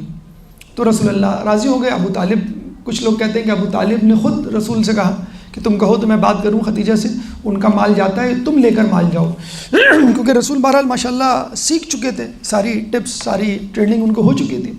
اور کچھ روایت میں کہ حضرت جناب خدیجہ نے خود اپروچ کیا کسی کے تھرو، چچا کے تھرو، ورقہ بن نوفل کے تھرو، کہ وہ ابو طالب سے جا کے بات کریں۔ اچھا، جب یہ لے کے گئے تو 2 قسم کے واقعات ہمارے ذہن میں آتے ہیں، ہم پڑھتے ہیں۔ ایک تو معجزات اور ایک معاملات۔ دیکھیں، معجزات تو آپ کہہ سکتے ہیں بھائی وہ نبی تھے، تو جو دوسرے قافلے والے تھے، تاجر تھے، وہ تو مجبور تھے، وہ کیسے ان معجزات کا مظاہرہ کرتے ہیں؟ مثلا وہ گزر رہے ہیں تو درخت جھک جا رہا ہے، جس درخت پہ ٹیک لگا کے بیٹھ رہے ہیں وہ درخت ہرا بھرا ہو جاتا ہے۔ دیکھیے وہی بات ہو گئی، معاشی خوشحالی۔ رسول، امام، اللہ کے منتخب نمائندے آپ کو دین تو دیں گے، آخرت تو دیں گے، دنیا بھی دیتے ہیں، لیکن ہم بس مانتے نہیں ان کی بات۔ اچھا، سواری پہ بیٹھتے تو وہ سواری تیز چلنے لگتی، پورا قافلہ تیز چلنے لگتا، لوگ 2 دن میں سفر کرتے، یہ 1 دن میں پہنچ جاتے۔ پھر ان کے اوپر 2 فرشتے سایہ فگن رہتے، جن کو تو خود جناب خدیجہ نے دیکھا تھا جب وہ آئے تھے۔ کہتے ہیں جب وہ آئے تھے اور جناب خدیجہ سے بات کی تو جناب خدیجہ نے کہا کہ وہ میسرہ کہاں گیا میرا غلام؟ انہوں نے کہا وہ پیچھے آ رہا ہے، کہ آپ ان کے ساتھ آئیں۔ تو پڑھنے والا اور دیکھنے والا تو سمجھتا ہے یہ تھوڑی سی توہین ہو گئی کہ ایک رسول آئے ہیں پھر آپ کہیں آپ دوبارہ آئیں، مطلب جیسے باس ہو اپنے ملازم کو کہہ رہا آئیں آپ دوبارہ آئیں۔ تو رسول گئے، وہ دوبارہ آئے۔ کہتے ہیں خدیجہ دیکھنا چاہتی تھی اس منظر کو دوبارہ، کہ جب وہ آ رہے تھے تو فرشتے ان پہ سایہ فکن تھے، پروں سے اپنا سایہ کیے ہوئے تھے، وہ اس منظر کو دوبارہ دیکھنا چاہتی تھی۔ تو انہوں نے جب دیکھا تو ان کو اور یقین ہو گیا، پھر میسرہ نے آ کے تمام ڈیٹیل، تمام معجزات جو ہیں وہ بتائے۔ لیکن جو سب سے اہم چیز ہے نبوت کی معجزات سے ہٹ کر جو ہمارے لیے جسے کہتے ہیں نا کہ قابل تقلید، قابل اتباع ہے، وہ یہ ہے کہ ان کی آنیسٹی، ایمانداری۔ آج کل کے دور میں بھی آپ کو ایسے لوگ بہت کم ملیں گے کہ جو آنیسٹلی اپنے موبائل، اپنی گاڑی، اپنے مکان یا اپنی کسی بھی چیز، لباس کا فالٹ بتائیں۔ اور پھر ہمارے یہاں پھل والا بھی آپ نے دیکھا ہوگا، وہ اچھے پھل، سیب، ناشپاتی ہے جو بھی ہے وہ آگے رکھے گا، اور جو خراب ہوں گے وہ پیچھے رکھے گا، اور جب ڈالے گا تو بڑی تیزی سے ڈالے گا، آپ کہیں گے ایک منٹ میں خود دیکھ لوں ذرا، کیونکہ وہ اپنی تیزی دکھا رہا ہوتا ہے۔ اچھا، دوسرا یہ ہے کہ وہ جو رکھے گا اس کو آپ تھوڑا سا گھما لیں تو آپ کو کچھ نہ کچھ گڑبڑ نظر آ جائے گی۔ تو وہ بہرحال ایک مغز ماری، ایک ٹینشن ایک ہوتا ہے کاروباری معاملات میں۔ چھڑکنے کو پانی منع کیا گیا ہے، اب آپ پڑھیں گے معاملات میں یا خرید و فروخت کے معاملات میں توضیح میں، کہ جس سے وہ پھول جائے، وہ سبزی، وہ پھل اور فریش لگے۔ بہرحال تو رسول اللہ بتا دیا کرتے تھے کہ بھائی اس میں یہ فالٹ ہے، یہ مسئلہ ہے۔ تو میں یا لڑائی جھگڑا وہ نہیں کیا کرتے تھے، جو کوئی بات ہوتی تھی وہ مسکرا کے قبول کر لیا کرتے تھے۔ کوئی سختی کا مظاہرہ کرتا تھا تو رسول اللہ جسے کہتے ہیں نرمی سے جواب دیا کرتے تھے. یعنی ایک شخص تھا جو رسول اللہ کو اس نے کچھ کھجوریں دی تھی، شاید 4 کلو. تو رسول نے کہا میں تمہیں بعد میں دے دوں گا. تو کچھ دن گزر گئے، وہ آیا کہ رسول وہ 4 کلو میں نے کھجوریں دی تھی. تو رسول نے کہا ابھی تو نہیں ہے، میں دے دوں گا بعد میں. اب بتائیں اتنا بڑا شخص، ہیڈ آف دا اسٹیٹ، مدینے کے head of the state they, یعنی نبی تو تھے، ہیڈ آف دا اسٹیٹ بھی دے.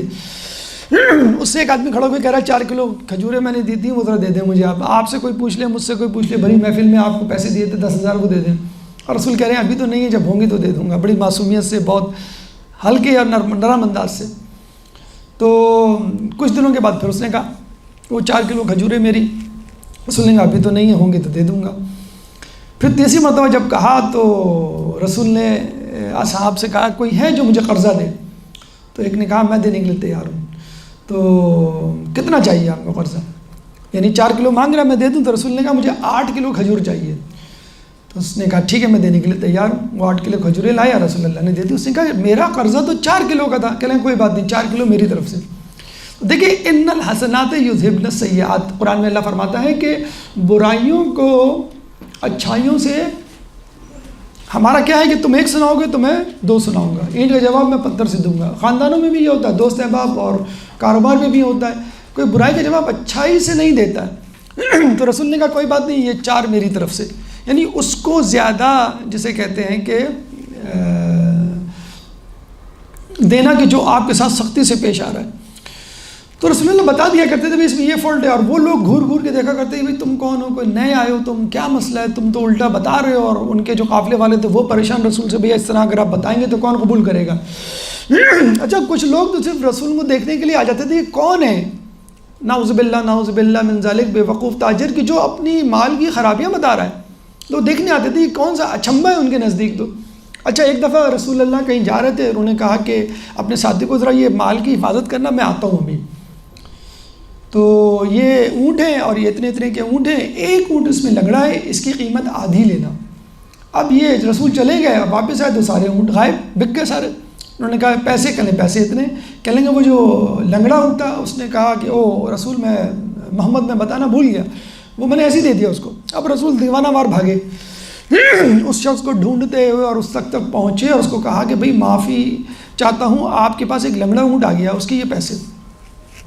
تو رسول نے آدھے پیسے واپس کیے اور وہ حیران و پریشان. اب اس نے جا کے تمام قبیلے والوں کو بتا دیا کہ بھئی یہ پہلی مرتبہ ہوا ہے تاریخ میں، عرب سے کوئی قافلہ آیا ہے، اس نے الٹا پیسے لینے کے واپس کر دی، یہ کہہ کے بھی اس میں لنگڑا اونٹ ہے. تو رسول کی جسے کہتے ہیں دھوم مچ جایا کرتی تھی، لوگوں کے مال بکتے ہی نہیں تھے کہ اس میں کچھ نہ کچھ گڑبڑ ہوگی، کیونکہ ہر کوئی کہتا ہے میرا مال صحیح ہے. یہ شخص بتا دیتا ہے کہ اس مال میں یہ گڑبڑی ہے مسئلہ. تو کہتے ہیں کہ جس طرح راہب بحیرہ نے پہچان لیا تھا ابو طالب کے جب یہ ساتھ تھے، تو شام میں ایک راہب تھا نستورہ، نون سین تو واو رے الف، نستورہ، اس نے بھی دیکھ کے پہچان لیا تھا کہ تم نبی ہو. اچھا وہ کہیں سے گزرا تو اس نے پھر ان کی سچائی کے چرچے سنے. اور پھر یہ بھی کہتے ہیں کہ کوئی شخص رسول سے کہہ رہا تھا کہ تم لات و عزا کی قسم کھاؤ، یعنی بت کی قسم کھاؤ تو ہم مان لیں گے تمہاری بات سچ ہے. تو رسول نے کہا میں لات و عزا کی قسم تو کبھی بھی نہیں کھاؤں گا. تو اس شخص نے کہا مجھے یقین ہے کہ تم ہی وہ ہو کہ جن کے بارے میں ہماری کتابوں میں مرقوم ہے، اور تم ہی نبی بنو گے، کیونکہ وہ دیانتدار بھی تھے اور لات و عزا کی قسم بھی نہیں کھاتے تھے. تو معجزات اپنی جگہ، آپ کو کوئی معجزات کا حامل ہونے کے لیے نہیں کہہ رہا کہ آپ جب تک ان معجزات کے حامل نہیں ہوں گے کامیاب نہیں ہوں گے، رسول کے امتی نہیں کہلائیں گے. آپ کو کہا جا رہا ہے دیانتداری کرنے کا جو رسول اللہ نے انجام دی. آج کوئی ایک دکاندار آپ کو نہیں ملے گا، اور تھوڑا سا بھی ایماندار تاجر یا دکاندار مل جائے تو آپ اس کی دکان نہیں بھولتے کہ بھئی یہ آنیسٹ ہے، یہ جو ہے ہمیں بتلا دیتا ہے کہ کیا صحیح ہے کیا غلط ہے، کس مال میں خرابی ہے اور کتنے کا ہونا چاہیے. امام زمانہ کا جو ہم پڑھتے ہیں واقعہ تالے والے کا، اللہم صلی علی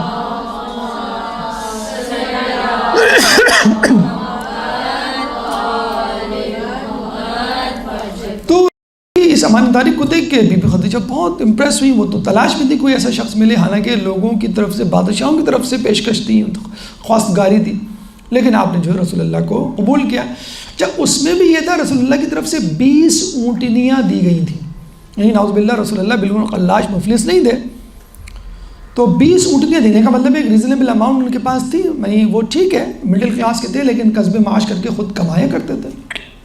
یہاں پہ ایک بہت اہم سوال جو ہمیں اپنے آپ سے، اپنے آس پاس موجود لوگوں سے کرنا چاہیے کہ آج کل تمام لوگوں کا جو ٹارگٹ ہے وہ یہ ہے کہ پیسہ، یا تو آپ پڑھیں لکھیں، کاروبار کریں، ہنر سیکھیں، جاب کریں، دکان کھولیں اور پیسہ کمائیں، یا پھر کسی ایسے شخص سے شادی ہو جائے، کسی ایسی لڑکی سے جو متمول گھرانے کی ہو، کینیڈین امیگرنٹ ہو، گرین پاسپورٹ ہو، تو پھر کیا کہنے، پھر آپ کی خواہش سب سے پہلے کیا ہوتی ہے کہ ہم اس ملک منتقل ہو جائیں، ہمیں امیگریشن مل جائے۔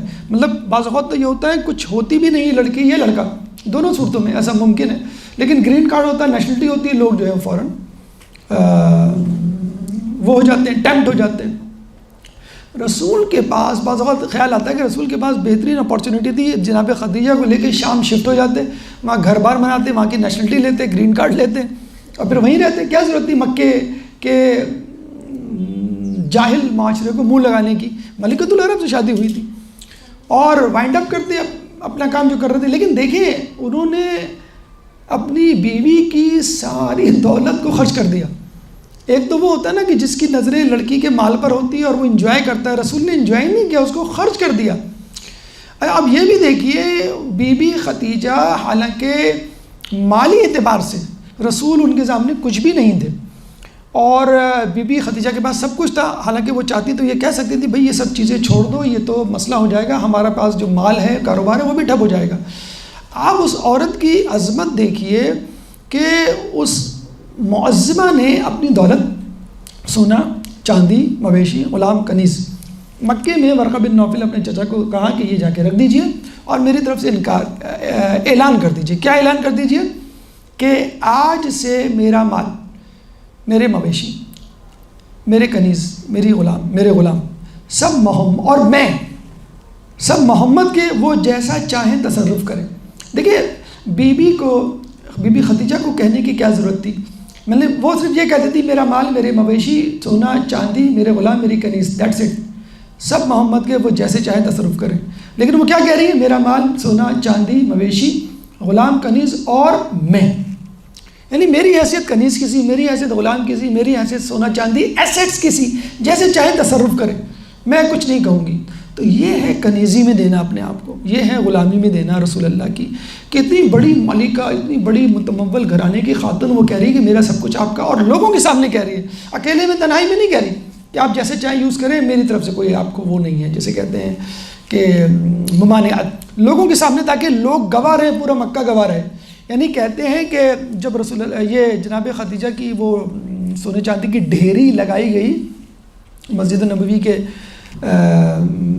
یا مکے میں، جو ہے وہ جگہ بھی ہے جہاں پر یہاں پہ تجارت کا مال آیا کرتا تھا، تو کہتے ہیں کہ سونا چاندی کی ڈھیری جو تھی جناب خدیجہ کے مال کی، وہ اتنی تھی کہ ایک شخص جو یہاں کھڑا ہوتا تھا وہ دوسرے شخص کو نہیں دیکھ سکتا تھا جو دوسری طرف، یعنی 6 فٹ سے اونچی ڈھیری سونا چاندی کی، کتنا کلو، کتنا زیادہ مال ہوا کرتا تھا۔ تو بی بی خدیجہ کا اتنا بلائنڈ ٹرسٹ اور رسول اللہ کا اس پیسے کو پازیٹیو یوز، وہ جسے کہتے ہیں نا، وہ ایک جگہ میں پڑھ رہا تھا کسی کا اسٹیٹس کے کہ ہم لوگوں پر اندھا اعتماد کرتے ہیں اور پھر لوگ ہمیں بتلا دیتے ہیں واقعی ہم اندھے ہیں۔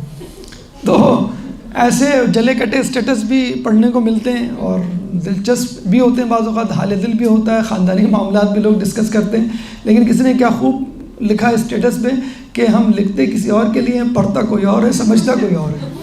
تو یہ بھی آج کل ایک انڈر دا ٹیبل جنگ چل رہی ہوتی ہے۔ انہوں نے یہ کہا چلو ٹھیک ہے، ویسے نہ دو، نہ گروپ پہ ڈالو، اسٹیٹس پہ ڈال دو، وہ خود سمجھ جائیں گے سمجھنے والا۔ پتہ چلا کہ کوئی اور آدمی جو ہے وہ کچھ اور، اتنے کنفیوژنز، اس پہ تو پورا لیکچر انشاءاللہ کبھی ہوا تو ہم دیکھیں واٹس ایپ کے اسٹیٹس پہ کہ کیا ہونا چاہیے، کیا نہیں ہونا چاہیے، اور کس طرح کے لوگ کس قسم کا اسٹیٹس ڈال رہے ہیں، تو وہ کیا سمجھ رہے ہوتے ہیں اور کتنا نقصان لوگوں کو بہرحال پہنچ رہا ہوتا ہے۔ تو بی بی نے دے دیا، اور پھر واقعات ہیں، آپ نے بھی پڑھے ہوں گے کہ کس طرح رسول اللہ نے اس دولت کو لٹایا، اور پھر اللہ تعالیٰ نے اس ایثار کو، اس قربانی کو قرآن میں اس کا ذکر کیا، سورہ ضحیٰ آیت نمبر 8 میں، وَوَجَدَكَ عَائِلًا فَأَغْنَىٰ، کہ ہم نے جب تمہیں مفلس پایا، تنگدست پایا، تو تمہیں امیر کر دیا۔ تو مدد کی اور احتیاج برآوری کی اور تم کو صاحب ثروت بنایا تھا بی بی خدیجہ نے۔ ذمے کس نے لیا؟ اللہ نے۔ سرپرستی صاحبان کس نے دی تھی؟ ابو طالب نے. اللہ نے کہا یہ میرا صاحبان ہے.